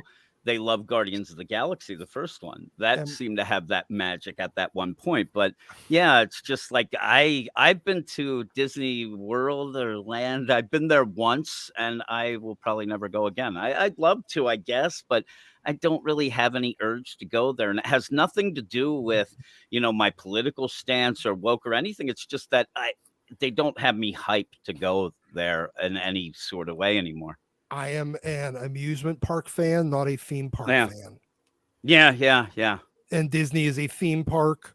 I'd go to Cedar Point any day of the week over any Disney park. Absolutely. Kennywood, you heading there? Yeah. I live like 20 minutes from. I've been there like 3 times myself. I love like you said, theme parks I don't, but amusement parks I do love. But the theme of Mario, it just doesn't have me going to Disney or even caring.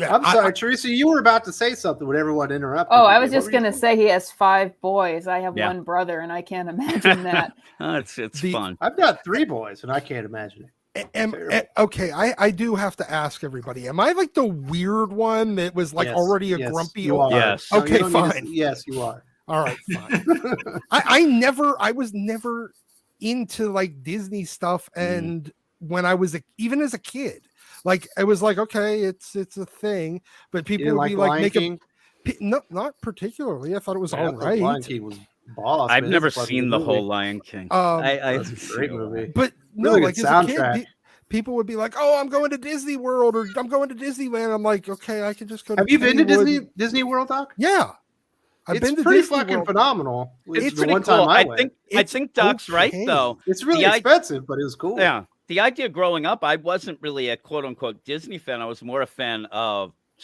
Star Wars then, which wasn't Disney, but even certain movies. I'd be fan of the movies, but it wasn't like, oh my God, I like this, so I like Disney. And now these franchises have that might be why I'm falling off and don't really care, because I'm more of a franchise or movie fan than actually Disney as a company.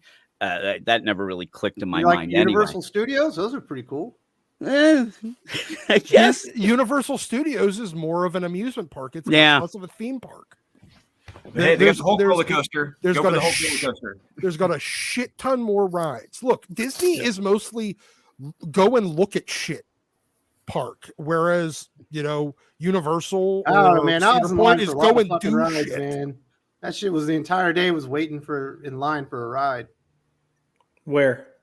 Disney World. Oh yeah. They've gotten better with their I can't remember what they call the app now, that you can sign up for what time you're going to be there, and you get there like 5 minutes before, and your wait's like maybe 10-15 minutes.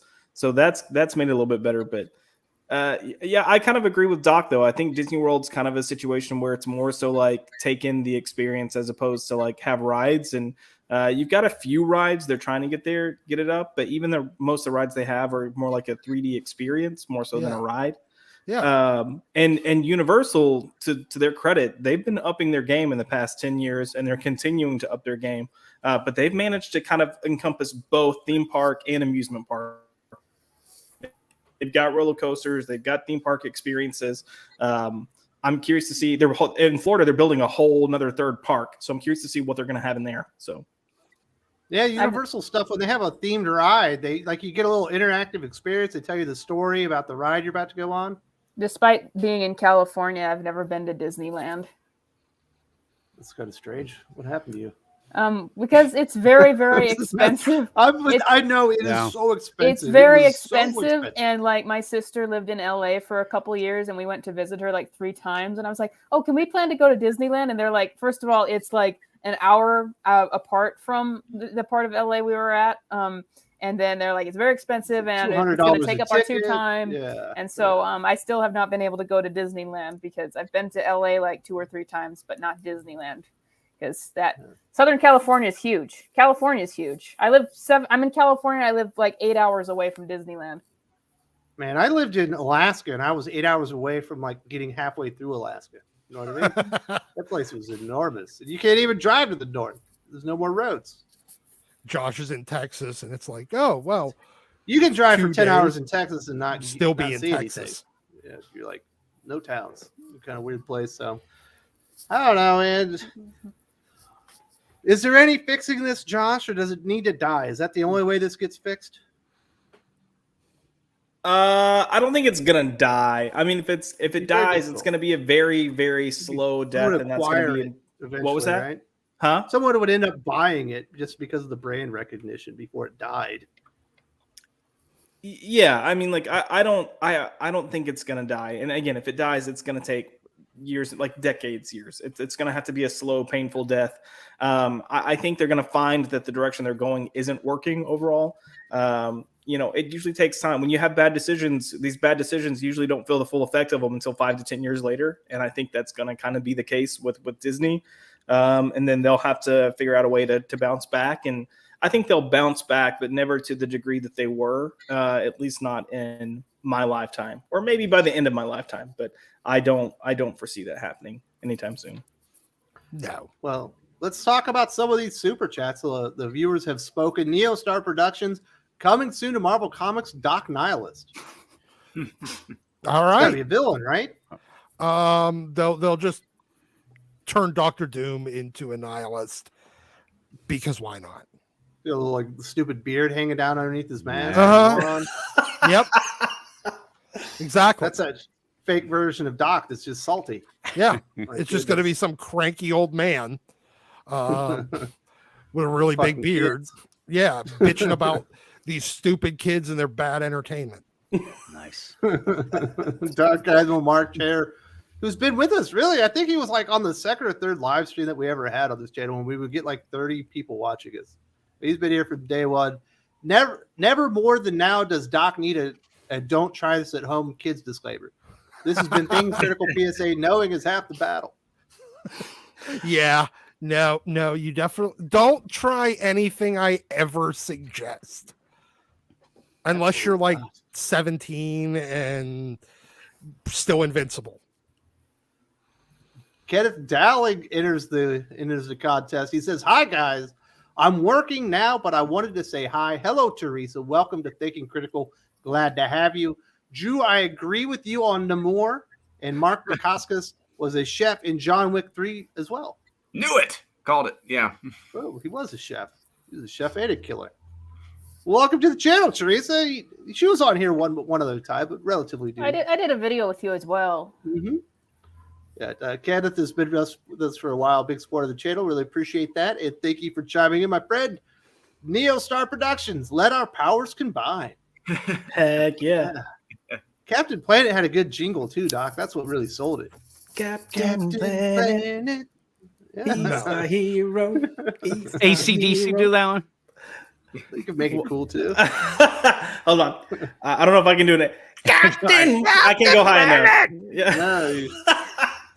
Everyone's like gets off the stream now. They're like, Yes. and we're done. The Sultan of Soup says, perhaps intersectional feminists infiltrated Disney decades ago in birth of political correctness in the early 1990s. Where were the princesses' moms? Dead. Yeah.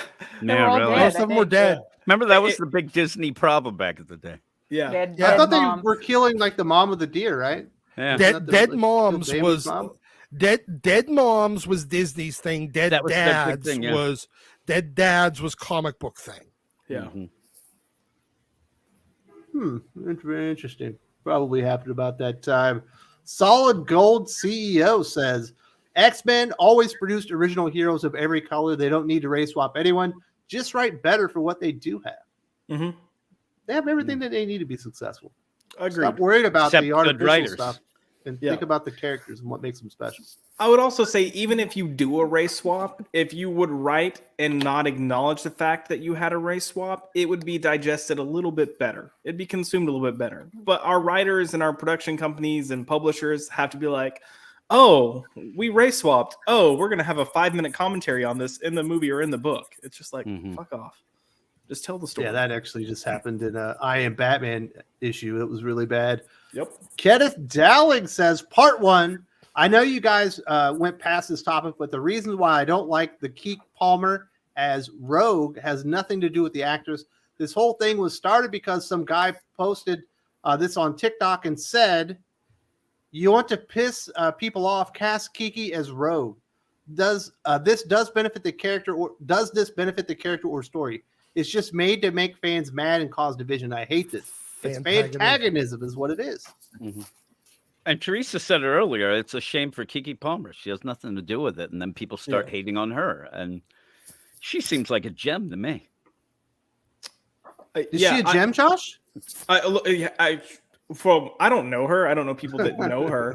But the general consensus in Hollywood is that she's incredibly pleasant to work with. That's probably why she keeps getting work and so many like acting jobs, hosting jobs. She was like a co-host on like a morning news. She seems to be pleasant. So, and that can take you a lot of places. But do you think they'll learn from the She-Hulk mistake where they created a show intentionally to make people mad and they waited 3 years just to execute it? Like they were sitting on a show that they knew that they were doing things that they were going to make people mad. Then they were going to like troll the people that watched the show, like within the show itself. It doesn't feel like that worked out very well, Josh. Yeah, no, I feel like it didn't work out well at all. I'm not going to go on my She-Hulk rant, but no, you know what I'm saying. Yeah, no, I started to go on a rant, so I stopped myself. But yeah, no, it's not going to work out. I will say the interesting thing is he mentioned it would piss people off, but I would say the general consensus has actually been more positive about Keke Palmer potentially playing Rogue. Like you've had some naysayers, but you've had a lot of people be like, holy shit, this could be all right. So who knows? I saw the picture. She looks pretty good as Rogue. I don't know. Her hair looks nice. She doesn't look bad. It's not Rogue, just because it doesn't look like Rogue. That's it. Yeah. The end. I mean, character, acting, accents, body type, all match, but visually, she doesn't look right. That's it. We shall see what happens. And Kenneth did correct himself. He says this does nothing to benefit the character or story. I caught up with you, Kenneth. I ended up figuring it out eventually. I do appreciate you support the channel. I hope you're having a good day at work, sir. Drawing Tall 719 says, when they do the X-Men, just have Storm and Forge in Sunfire be present. Storm and Forge have history, and Sunfire will bounce like he always does after a mission to diverse mutants to work with. Forge is freaking awesome. Like he's like one of the best X-Men that they've ever had, and they do nothing with him, Doc. It's a perfect opportunity to make somebody an A-list character. Yep, and now they currently have the mutant whose mutant power is to make anything out of technology playing with plants. They also got a mutant that can turn 8 ounces of anything organic into chocolate. Well, that's also a terrible idea. Is it though? Is it? Not every power's great. Hey, you know what? You will never starve if you have that. That is true. I bet if you eat chocolate, you'd be really unhealthy. But yeah, they should do you would something be very Forge. unhealthy. You know, Storm's going to be a part of this. Like one of the more marquee X-Men out there. But they're just going to stick Storm into a relationship with Black Panther and hammer that in out of left field again, instead of the whole thing with her and Forge and them connecting because of his invention getting used against her. That was the whole thing. You had 25 years of them together because of that. And then they just anymore, Doc. It's not even mentioned. They pretend like it never even happened. Life, Death and Life, Death 2 are two of the most impactful issues of Uncanny X-Men during its heyday. And it's not even referenced anymore. Instead, they just want to talk about God loves, man kills all the time. Well, they pretend like any Storm relationship never happened. Her marriage with Black Panther, like that never happened in the comics. Well, that's because as far as I'm concerned, it never happened in the comics. Yeah, but yeah, you're right.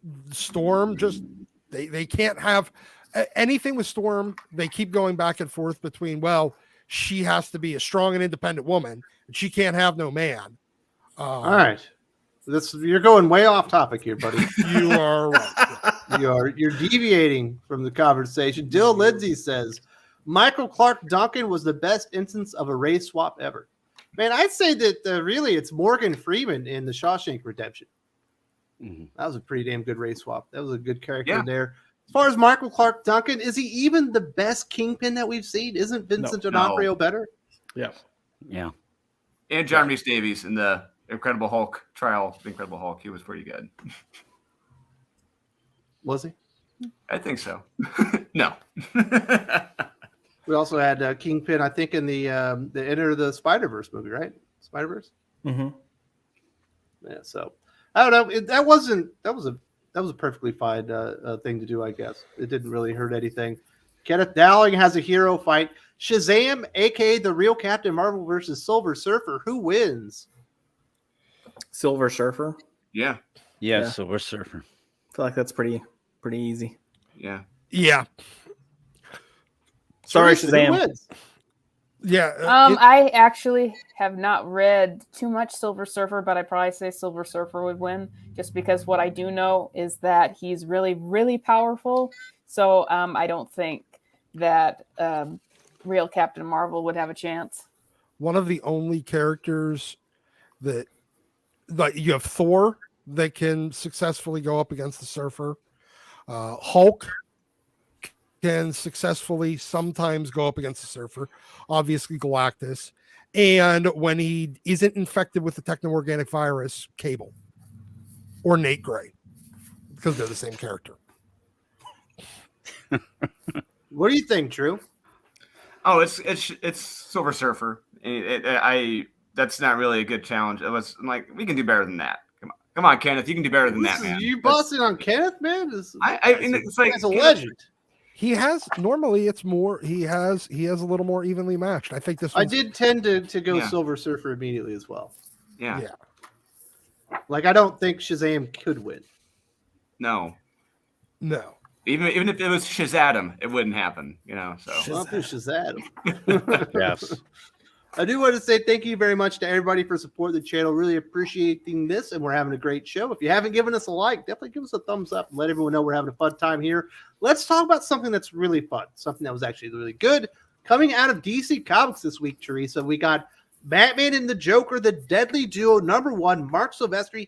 We've been waiting for this comic book for like a decade now, maybe a little bit longer. They've announced it multiple times. It finally arrived. And I was not disappointed. I thought it was really good. It felt a little bit too short, but otherwise, I thought it was a fantastic comic. What are your thoughts? Well, so my followers got me wrong, because I have been looking forward to this comic for a while, because whenever we get a Black Label comic with an a lot of times we get an actual good writer. We don't get, like, dare I say it, the 2-bit writers that we've been getting from mainstream comics lately. We get someone who's actually inspired. We get someone who probably is going to do the traditional version of the characters we know, the classic versions, because we have people who just kind of want to have fun and who don't have to be confined to the whatever's going on with DC editorial for their mainstream comics. And I know I'm incredibly biased about this, but whenever we get a Black Label book, we get the actual version of Harley Quinn that I enjoy. And so when this comic was announced, I was so excited for it. I wanted to review it for Batman News so bad. I got turned down on this one, which I was disappointed. But William Martin, who wrote it, did a very good review of it anyway. But my followers got me wrong, because I posted it was just okay. And I wasn't trying to say it was bad. I wanted to say all the things that I had seen of the comic that I loved had already come out. Like, all the pages with Harley had already been previewed, and I was all really excited because I had been reading Stephanie Phillips' Harley Quinn for, like, I had to Too read long. 2 years almost. 6 months, 6 months now. And One I had page to read, is too long. and I had to read all of that August, like when they went weekly. Yeah. And so I had been tormented, and I just thought, is there anyone at DC Comics that remembers how to give the voice of this character where it doesn't feel like it's the writer screaming at me trying to be funny? And then Mark Silvestri comes in and writes just a couple panels with her, and I'm like, bam, someone has the voice again, and it's actually entertaining to read. So I was so excited for that. But the comic itself, when it finally came out in full, I had kind of already seen all of it already because of previews that had come out. And so that's why I was like, yeah, it's good. It's good. It's okay.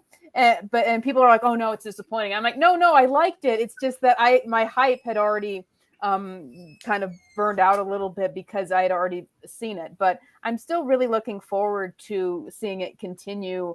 That and the Riddler comic by Paul Dano are the only two DC comics that I would say are worth even checking out. And the one thing I'm worried about with Deadly Duo, though, is that there is so much Batman right now, and so much Batman that's confusing. Like there's Batman the Knight, and then there's Batman Dark Knights of Steel, and they sound so similar. And I guess, and whenever I see that, I'm just like, oh, are these the same comic? It's like there's so much Batman, it's confusing. So normally I'd be like, everybody throw your money behind this comic because this is actually good. We need to show that this is what we want.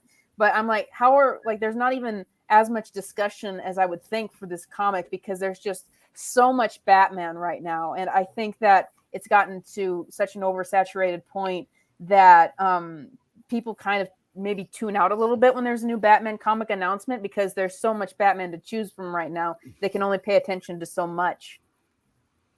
What do you think, Drew? I know you guys did a review on this one. Were you excited? Did it live up to your expectations? It exceeded my expectations, honestly. Like she just shared with us. I was aware of this, knew of this. I saw the pages, months ago. Saw the black and whites for this. I guarantee you, if they want to make some money, they're going to put a black and white edition of this book with his pencils, and it'll sell very, very well. Yeah, I was aware of this 3 or 4 years ago when Mark Silvestri was showing it off at the C2E2, and we were hyped then. I'd been hyped this whole time, and it exceeded my expectations. And I'm like with Josh, Jim, a few of us, we know when artists can phone it in. When they're phoning, they're just whatever. And Mark is not phoning it in at all with his art in this. His art is terrific in this, and I love the voices he gives to all the characters.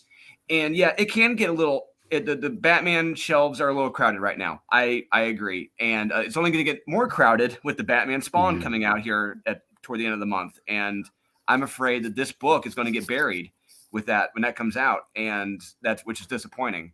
But I actually even with that, I think that there 2 Joker books in the same week. That's another thing that's a bit oversaturated, and I think that people might get confused between those two because they're not really going to have heard a ton of them. And you have the Joker Forgot How to Laugh or whatever the hell that's called, and then laughing, and so you're going to end up. I think that might confuse people too, which is a shame. Because the art is great. I agree with Teresa. It was okay. I thought I love the art. It felt more like a prelude issue than a full issue to me. By the time I got done, even Wes kind of alluded to it, that it felt like you wanted more. So that's good. But I felt like it had just got started. But the art is stunning. It's really good. And yeah, really, you can tell the effort put in with it. Yeah, you bring up The Man Who Stopped Laughing. That's one of the books that I'm reviewing for Batman News right now. And it's a struggle for me to review it because whenever I'm done with an issue, I'm like, well, what can I say about this? Because it's not bad enough so I'm angry and I'm really passionate. Like right in the middle. But it's not good enough so that I really have anything to say. So I'm like, so how am I going to write my review when I'm just kind of lukewarm? This comic is average in every way possible. It's I don't. Done. Those are the hardest reviews to write. They are, and especially when you're on like multiple issues in of having to write this is okay. Thing. Well, one of the big things about it is it's like we've heard this before because it's basically about there's 2 Jokers and there's a mystery as to who is the real one, and it's like okay, we've already had this in 3 Jokers. And we've kind of had this with Grant Morrison's Joker, where he made it up like the Joker's always reinventing himself. It's like we've seen this before. It's not that, at least in terms of just having multiple Jokers, it's not that interesting of an idea.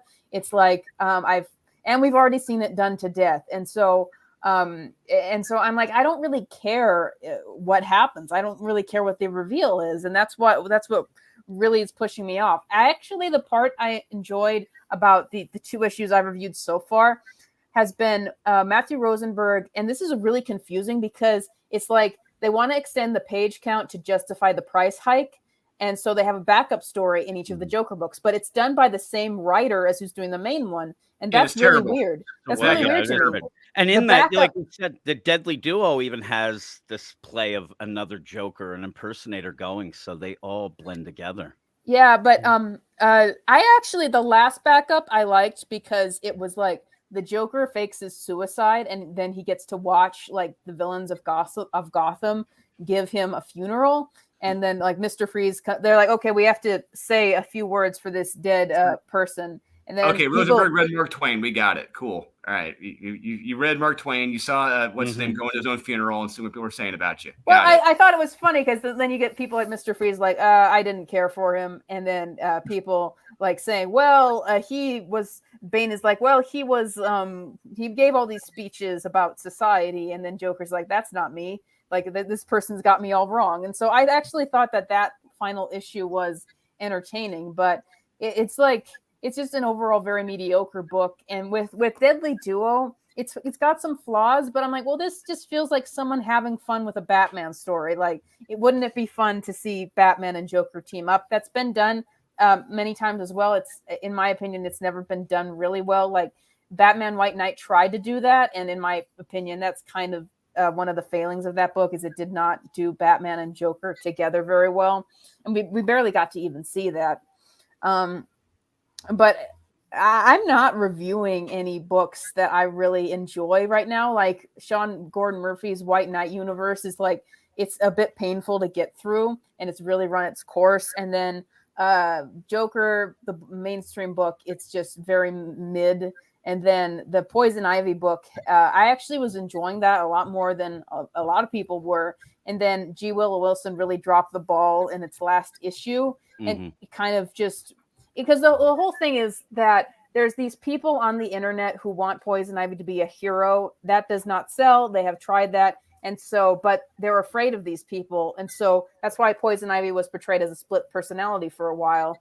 And now, so when this story started, I'm like, oh, great. They're taking her back to being a villain again. And I'm really entertained by this. And now by the end, they've kind of got her back into this sort of split, not actual split personalities, but it's like, they're making her out to be a villain who's just doing the wrong things for the right reason. And I'm like, she's killed so many innocent people for no reason. It's revealed at the end that her plan like had no viability in the first place. And she doesn't answer for that. And so I'm like, you can't tell me that this person is an anti-hero that I can root for when they're not even taking any responsibility for what they've done. And so we're kind of back to square one with her again.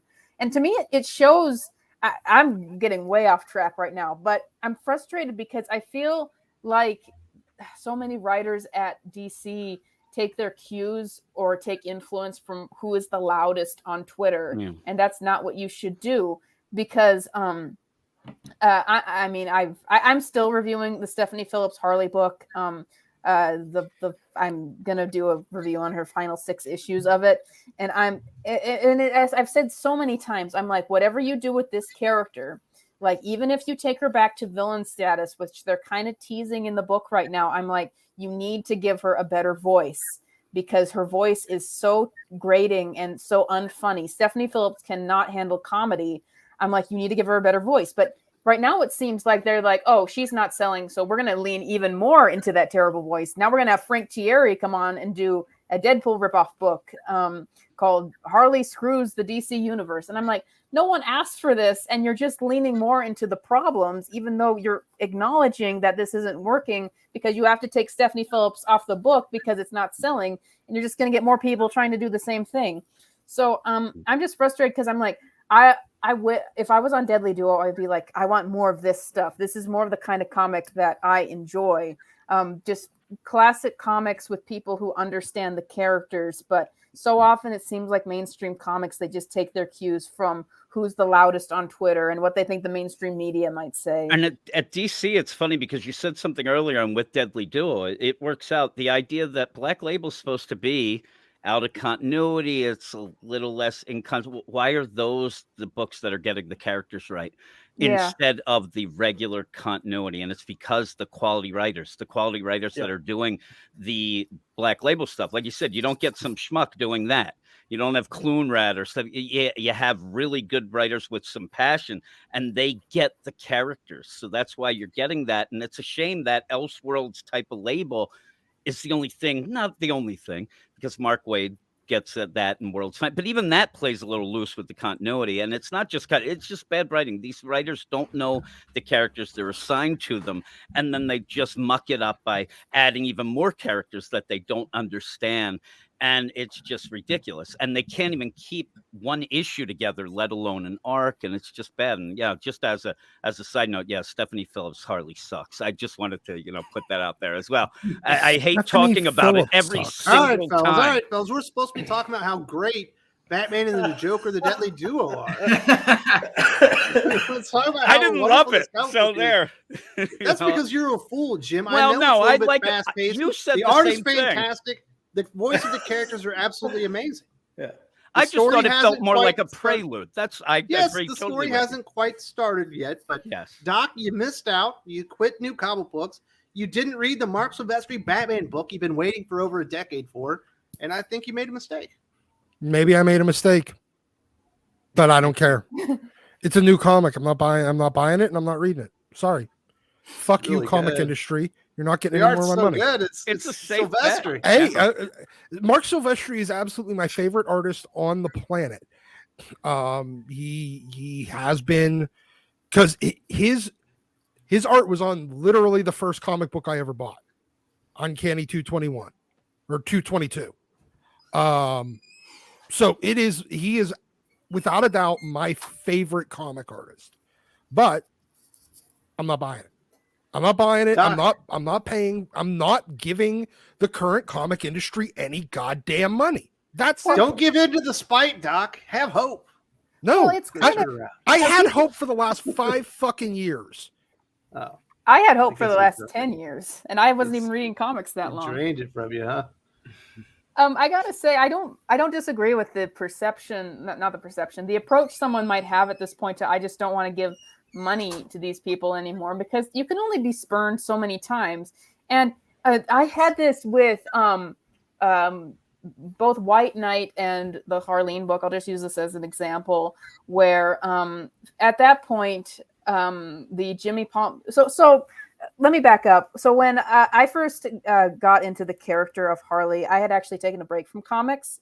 And it was 2015. It had to be 2015. So I started reading comics again because I was curious about the character, and I was reading what was currently coming out, the Jimmy Palmiotti version. I'm like, I don't really like this. I don't like the comedy. It's like, this isn't very good. And then I gave up on it when it was like, this isn't even the same character that I like. Why would I continue reading? And so I'm like, well, I'll just wait until this is over and they try something new. And I've been waiting, and I'm like, well, are they at least going to compromise, like, so that people who don't like this direction can enjoy things? And then I was waiting, and then their sales gradually started to fall. And then White Knight came out and was successful. I'm like, this is it. They're going to understand that we want something different, and because of the White Knight version, and they're going to make some sort of compromising version. And they didn't. And then some years later, Harleen came out, and it got so many reviews. That is like the highest, I would dare say that's probably the highest selling graphic novel for Harley ever, just going by how many reviews, 5-star reviews it has on Amazon compared to any of her other graphic novels, or I should say trades. And so I'm like, this is it. They're going to understand that we want something different. They're going to move away from the Jimmy Palmiotti inspired nonsense. But they didn't. And then with Stephanie Phillips, I'm like, this is it. This is as low as the sales of this character have been in 20 years now. And they're going to understand, they're going to do something different. And then they're like, Teenie Howard on Harley. And so at this point, I'm just like, it seems like they just never change. And so I could say to my followers, hey guys, they take the will right out of you. Yeah, it's like you could say, oh, buy Deadly Duo, everyone. Show DC Comics that this is what we want from the characters. All and they like, see I don't. All they see is, hey, we're getting some of your money. Yeah. They don't care where it comes from, and they don't know, because there's no book scan for the comic industry. They will never know what actually fucking sells. It's like, well, they know by what the shops order. Yeah. Well, it's like Deadly Duo. They're not going to be like this kind of Batman sells. They're going to be like, Batman sells. We need to green light 100 more Batman comics. So that's kind of what they see. Like someone pointed this out with like the film industry. They're like, well, Top Gun Maverick made $1 billion because it was a really good movie and it used like practical effects and actual planes. But point out, the Hollywood isn't going to notice that and make more movies like that. They're going to say, "Oh, this is another IP that was from was a sequel, was from a franchise. We need more franchise and sequels." Like that's what they're going to do. They don't really get the message that we're going for with this stuff. I think with the success of Harleen and Batman White Knight, for example, I think all DC Comics went, "Oh, people want more Harley. Spam more of these terrible, terrible books out there." And they pay no attention to how it's actually written and what's actually selling. The entertainment industry learns the lessons that they want to learn from any sort of evidence or any sort of data that the customer can possibly give them. If they will find a way to twist, you could tell them the most direct approach with your wallet. Hey, I am not paying money for this. In fact, I have here is my 50 years of buying this thing. I am stopping buying it because of this reason. They will find a way to twist that. It's because you don't like comics anymore. They got to find a new audience, Doc. Exactly. That's the lesson.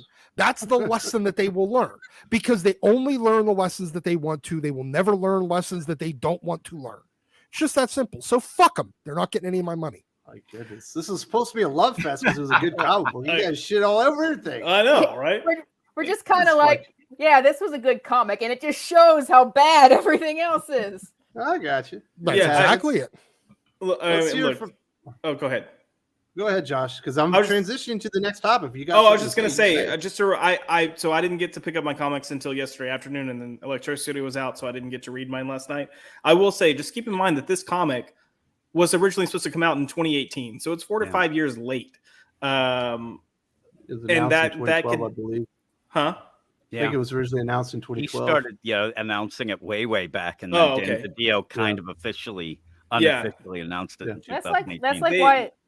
Yeah, they originally announced it to at least be released in 2018. And then it's just kind of been floundering. So your quality, that might be a testament of why the quality is different, because the approach to writing was different, and you had different leaders at the time when this book was actually getting made. That's why Harley looks like her 2012 version, like when she was wearing like the corset and all that. Yeah, the psycho cheerleader.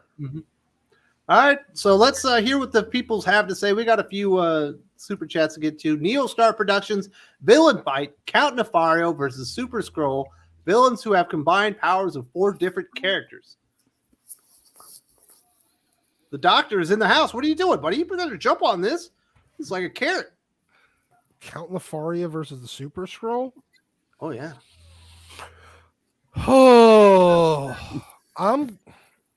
honestly, I'm probably gonna have to just go with Count Nefaria. I can't tell you why. I can't. Just gut feeling. He's a count. Yes, he's the count. He's the That's leader. And because Super Skrull, he's got all the Fantastic Four. I mean, are we talking about the one that has all the Fantastic Four powers, or a Super Skrull that can imitate anybody's powers? I think he's talking about the Fantastic Four. Okay. That if we're talking about that Super Skrull that's just limited to the Fantastic Four's powers, I'd have to say, you know what? I'm gonna go with Super Skrull. Didn't this guy get defeated by a Hulkling? By Solo? Ooh, Nefaria? Super Skrull. Oh, well, yeah, but Hulkling's not very powerful. Hulkling's gay, so he's got the power of gay. He's got the power of gay and can beat anyone because of gay. Beat anyone. You got that right. I say power of Gogurt, but yeah, that's Gogurt. That's Amadeus. All right, Drew. Do you have a thoughtful reason why you think Count Nefaria or Super Skrull would win this fight? Yeah, I'd say Super Skrull. I think if it's a Super Skrull who can imitate any power, all he's got to do is imitate Wolverine's adamantium and boom, stab Nefaria. No, he's saying 4 different characters. I imagine he's talking about the one with the Fantastic Four. I'll go Super Skrull regardless. All righty. Very informative, fellas. Anyone else have an opinion on Count Nefaria versus Super Skrull? I will say Amazo, final answer. I'm sorry, Neostar Productions. These guys are a bunch of goofballs. We got a bunch of goobers on the show today. Lane Kramer, it's his birthday. If you haven't told Lane happy birthday, you are missing out. Let him know that we all appreciate him and we hope that he has a wonderful birthday today. Comics collectibles are out of control. Queen Studios are making a 1-to-1 scale of the movie Hulkbuster armor, weighing 3 tons for $72,000 before shipping. Do you want this on your front lawn? No. Where do you store this? Do you need a garage, like an extra car garage? You for need it? to have like an airplane hanger. Yeah, like you need your own museum or something, like a pop culture collection or something. So they're going to sell like 3 of these, and they're two gonna of sell them, one. and two of bet them they are make going to one. end up, and 2 of them are going to end up in like some Saudi prince's fucking house. Yeah. The other one's going to be like Nick Cage. Nick Cage is going to be like, "Fuck it, I'm buying this thing." Normally, you make like the world's largest pizza so you can get in the Guinness Book of World Records. And, you know, they eat the pizza and they throw away what's left. But it's going to be hard to move this thing. 3 tons, huh? A big fucking delivered. statue. Yeah, well, I can imagine imagine the unboxing video for this. The only person I know that would want this is Sparrow. It involves a forklift. Yeah. That's a little bit ridiculous. Kenneth Dowling says he read Batman and the Joker, The Deadly Duo. It was entertaining.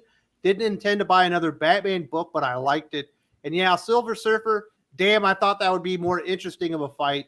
I'm slipping. You're not It slipping. happens. Bro. We're only hipping. We're only human. The only person slipping is Drew. He was out of line. Hey, Question, Drew. we got high standards here on the aficionados, you know, with these hero challenges, and it's like you're better than that. Come on, be better. Well, he's certainly better than Doc. Doc just gives up comic books. He can't even be tempted back by his favorite artist of all times on Batman. Nope. Kenneth Dowling was like, you know what?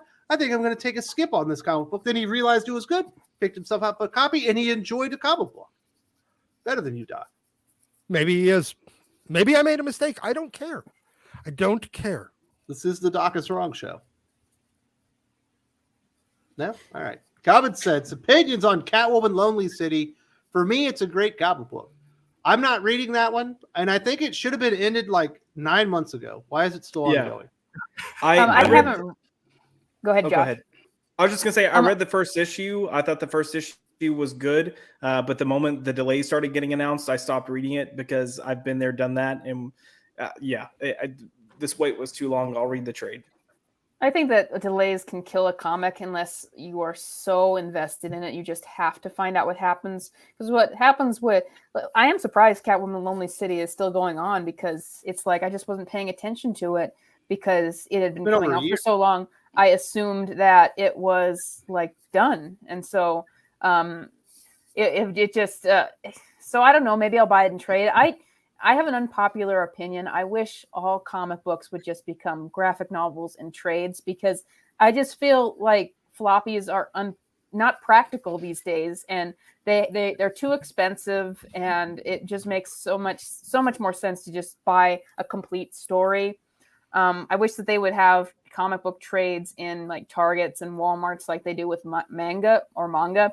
And I just think that would be so much better for the comic book industry if, say, Deadly Duo all came out at once, and then you put it on the shelves in Walmart and Target, and it's like, here's a Batman. You're really comic. going off topic here. I know, but I'm like, I've been wanting to say that for a long time. I'm like, I wish that comics would, like, if we got Catwoman Lonely City in a complete comic released in the store, I'd buy that in an instant. I guess I'm just preaching because I'm tired of floppies. I'm tired of just like getting a tiny chapter that's way too expensive. I haven't bought a floppy in a long time because I can't afford it. And so it would help a lot if you can just have artists and writers who just complete their story and then get it out there, so that you don't have these chapters where we forget about the comic entirely because they can't get them out in time. It's taking. All right, Drew. What are your opinions on Catwoman Lonely City? I like what Josh had said. I read issue 1; it was fine. Then issue 2 and 3. I'm one of the artist tropes I hate seeing are like our heroes and villains being schlubby, fat, and overweight in the future. And I hate seeing that with Poison Ivy and Harley and everyone else. I'm like, you have no imagination, no creativity. You just fell into a trope. Congratulations. But yeah, the delays didn't help either. And I kind of tuned out after issue 2, and I'm shocked there's a 4th issue. Apparently, it's already out. Yeah, Sean didn't order it. Ernie didn't order it because the one reason why is because they don't fit in short boxes. You got to order a special short box for these magazine books. And so yeah, I'm surprised. I forgot that the Swamp Thing and the Green Hell is still coming out. We got to wait for issue 2. The only guy was issue 1 on that one. Yeah, right, Doc. I was just going to ask, when are we getting the last couple issues of Daredevil the Target? That's why you interrupted me. Let's move ahead, folks. We've got HH from Sigma Comics. Shout out to Thinking Critical crew from Rhode Island Comic Con. Here comes Calico, issue 6, live on Kickstarter. Drew, tell him straight. You got to read the Calico. Yeah, it is, and we met him in Baltimore. We got to hang out and chat with him in Baltimore for a bit. I bought all the issues. Yeah, it is a fun read. I love the art. Yeah, it's a very good comic. You guys got to check out. Here comes Calico. Terrific series. Did you challenge him to a fight? Would I challenge him to a fight? Oh, Calico? Yeah. No, HH. No, he's a good guy. He's also a boxer and an MMA fighter. Yeah, and I'm not that trained in those areas, so exactly. It would have been fun. No. Probably slap you around a little bit. Yeah, exactly. Would not have been fun for anyone except for. Geddes says Neostar production, Super Scroll, good fight. I think there's only one Super Scroll, Doc. No, there's multiple super scrolls. Super Scroll is any sort of scroll that can imitate a power set. Scrolls can imitate people. They can, shapeshift into other people, but regular scrolls cannot imitate powers. Super Scrolls can imitate powers, but there is the Super Scroll that was the first Super Scroll ever introduced that was basically, he kind of got locked into only copying the Fantastic Four powers. There you go. Knowing is half the battle, Kenneth Daly. Maybe Doc was right once. He also says, Drew, okay, hot shot. You want a better hero fight? This one's just for you. Teresa, you could chime in too. Jason Bourne versus John Wick. Who wins? John Wick, hands down. John Wick. Oh, yeah. You shoot him right in the face. No questions asked.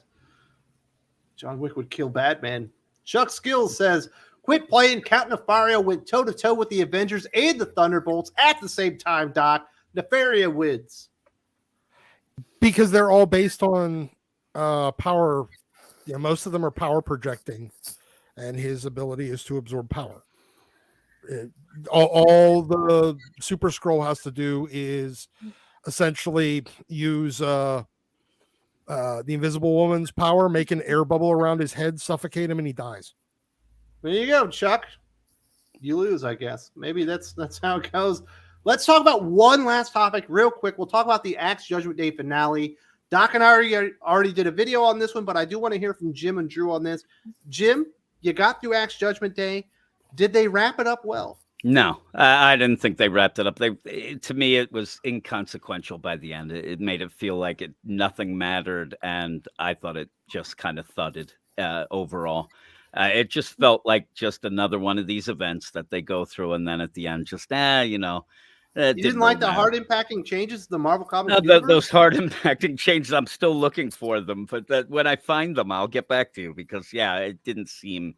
Progenitor undid every single thing that he did wrong. Yes, yeah. That's just how they do things now. It just ends up, and then we'll get the next event, and then the next one, and all that. And it just, I'm done with events. And one of the things is DC gets criticized so much for rebooting or events or crisis. Marvel has to be called out on these things. These things are constantly going on and constantly just ending with nothing, in my opinion.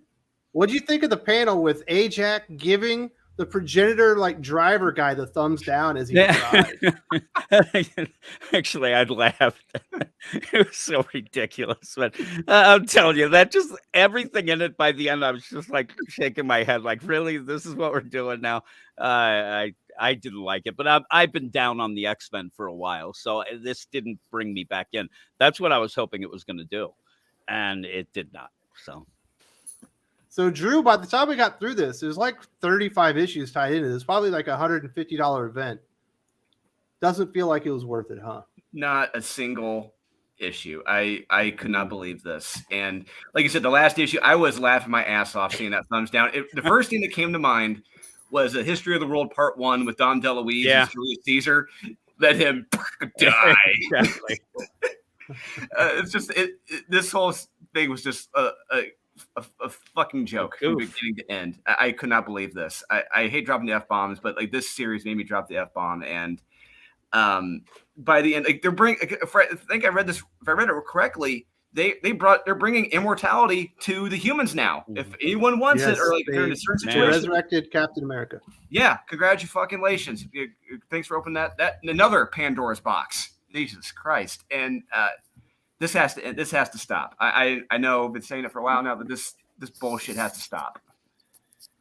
Way to make you hot, huh? Way to make the entire comic universe completely irrelevant. Yeah. Good job. Teresa, did you get the honor of reading this comic book? So let me tell you this. I have not read a new Marvel comic since October 2019. You're better for it. Yes. Yeah. I remember the very last Marvel comic I bought and read was I went into a store in the Bay Area. For those of you who aren't here, it's near San Francisco. Anyway, so I went to a comic store, looked around. I remember I was looking through a lot of different issues and back issues, and I just saw Stanley Lau's Jean Grey variant for X-Men 1 at the time. And I'm like, oh, that looks great. I'm going to buy that, and I'm going to put it on my wall. I read the comic. The comic was fine. And I'm like, maybe I'll catch up on this. Once again, I say floppies are just really expensive. And so I'm just like, well, maybe I'll buy this in trade. That was the last new Marvel comic that I've ever read. There's something just snapped in me after that. I'm like, actually, I really don't care anymore. Because then 2020 happened. Things got even more messed up. And I just kind of saw Marvel Comics. It just doesn't seem much there that is really worth investing in. Even their X-Men, as we're talking about now, has fallen apart. So I see that it was a good choice. And so when we're talking about new comics, I'm like, I tuned out my Doc moment. I'll just call it my Doc moment. That for Marvel Comics was like 3 years ago now. And so like I'm just like, do what you will with the X-Men characters. Like I was pushed off, even with their like Gambit and Rogue are my two favorite X-Men characters, and I love them together. And then I picked up Mr. and Mrs. X, that series. And I've always wanted to see them actually just allow these characters to be together after all the back and forth. But I read the comic. It's terrible. It was absolutely terrible. So I'm just like, I just don't care anymore. And then Stephanie Phillips is doing a Gambit and Rogue book. And so I'm just like, no, I don't care. I'm out. I don't care. I don't think it's fair that I had to get through Axe Judgment Day, and Doc had to get through Axe Judgment Day, and Drew got through Axe Judgment Day, and Jim, we all got through Axe Judgment Day, and you didn't have to. When the trade comes out, you should be forced to read it. And just so we're even. No? All right. You didn't read it, did you, Josh? No. You're very smart, man. This is terrible. Sorry. No, you cut out. Were you asking me? Yeah. Fuck no, I didn't read it. No, I didn't. Wasn't I the read F-bombs, Josh? one. Doc isn't even cursing this show. You guys are all dropping F-bombs left and right. Oh, my bad. goodness. Well, There's certain Family comics show. that just bring out the heat in me. This was the series that brought out the heat in me, and this last issue of Put She-Hulk you in heat? brought out- What's that? Put you in heat. Did. Oh, They put you in heat, that was got you a all put me in hot and heat is bothered? Born of Blood too, which is currently in stores. But just I'm at a loss for words. Jesus. Issue of She-Hulk last week that brought the fucking anger in me. I tore that in half even before we went live because I hated that damn comic. And this series, each issue, I have torn up because this series has been fucking terrible. The first issue wasn't terrible. I've given some individual Marvel books, a shot. I mean, look, there's a few that I'm reading. I'll throw that out there, but I'll give a few of these books a shot when I know we're going to discuss it. But if it's the events, I don't bother because we're seeing that the events don't matter. Like Doc had the comment, he's like, I called it on issue 1. This isn't going to matter. Like, Doc, you're not like a psychic. No, I'm not. Going on for like 10 years. It's like 10 years. I'm really not. My wants me to pat him on the ass and tell him he did a good job, but Debunking- you're not getting that, Doc. I mean, I'll pat Doc on the ass and tell me he did a good job. I'm okay Tummy with that. sticks. Damn. But yeah, like it's gonna be it's gonna be debunking the trend when an event actually does something that does matter and you actually carry forward with it. But until then, it's not. They're just looking for their sales boost, and even that's not carrying through like it used to. Goblin says, I say Marvel need an intervention for their addiction to events. They made Lin Lee a Gary Stu. I'm more concerned about Dark Web, including Kamala. honestly, why? It's just going to end the same way as everything else. It's not going to matter. Well, I think that's why he's concerned. Yeah, don't buy it. Same way, just don't buy new comics. I have a That's very not what the good channel's solution. about, Doc. We want people to avoid bad comics and find the good ones. Dark Okay, Web probably won't be good. I know where to find good comics. They're called the back issue bins. Or Merc That's probably Publishing. a better but- place. Merc Publishing, yeah. Fine. Support the indies and stuff. We shall see feel- what happens, Common Sense. I think that Doc should live in a cave with a black cloak with like lots of back issues and be like come up to people in comic shops and say, I know where to find the good issues. They'll have a van that says free comics free painted on the side, right? And it'll actually just be filled with free comics. No, it won't, Doc. 'Cause he's- Misspell with letters Reap. backwards and everything on it. Yeah. Yeah. Unicorn. All right, let's talk about some comic book recommendations. I don't think we're going to be recommending the Axe Judgment Day finale, but Jim, you talk Yes. about comic books for about 40 hours a week. You do too many podcasts. What comic book stood out for you this week? I will recommend the Deadly Duo book, even though we started yelling about it. I think it is very good. It just felt like a prelude, but it's a quality book. It's an easy one to recommend.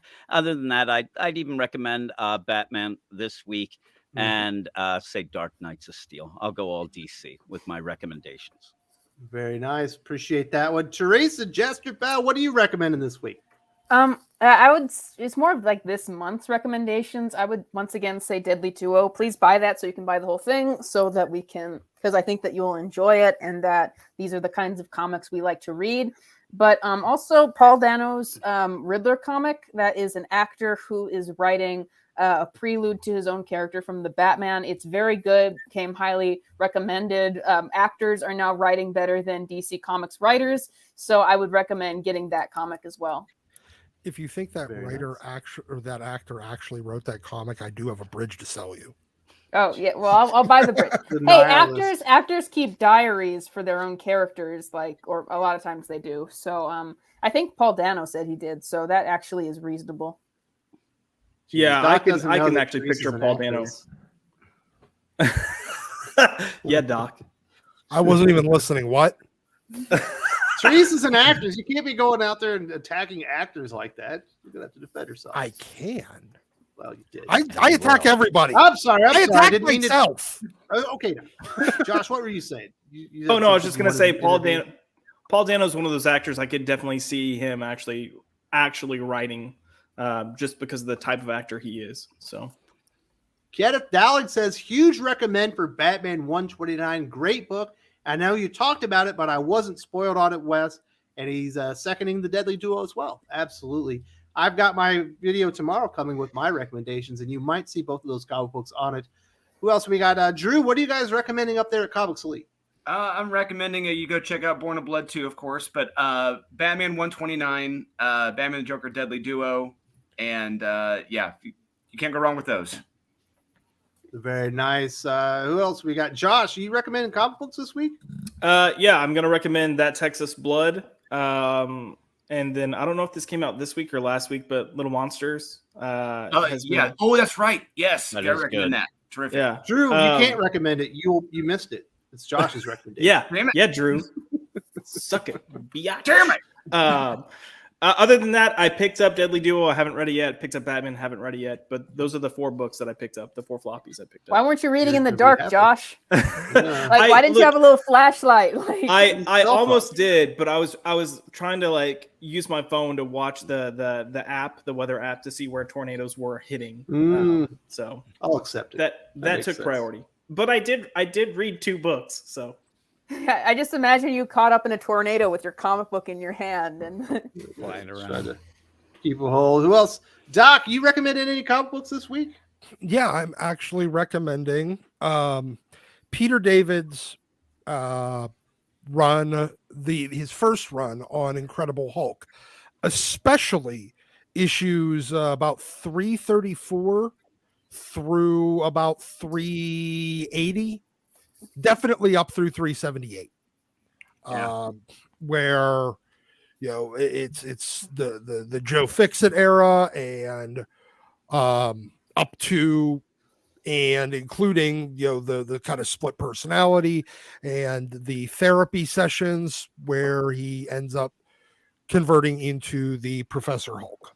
Yeah. Dale Keown on the art too. You got starting at 334, you got Todd McFarlane art, and then a little later you got Dale Keown art, all the way up through almost issue 400. Very nice. So, Well, I appreciate that, Doc. Didn't you tell me you're pushing X-Men Red, that people should pick that up? Tom I'm Taylor, saying- X-Men Ran Annual #1. Yes. Oh yeah, definitely that. Anything that says mustard and bigotry, you should totally buy.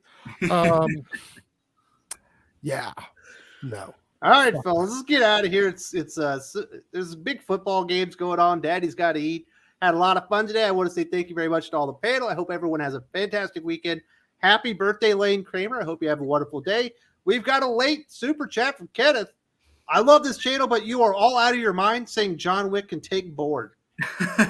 Nope. Jason Bourne is a better, more efficient killer than Wick. Take care of people. To be fair, Tom Cruise would beat them both because he has it in his contract that he can't die. And so I would like to hear him. I would like to see him fight both those people. That's Tom actually Cruise a brilliant comment that I wish I would have thought of. Tom Cruise can kill John Wick's dog, and he will still be the one who comes out of that alive. Well, if it's right from the right studio, baby. But there's no way that Jason Bourne can take John Wick. We already talked about it last week. It's not even close. John Wick would shoot him in the face about 4 times while he was pulling him towards him just to get more momentum on the bullet. That's what he does.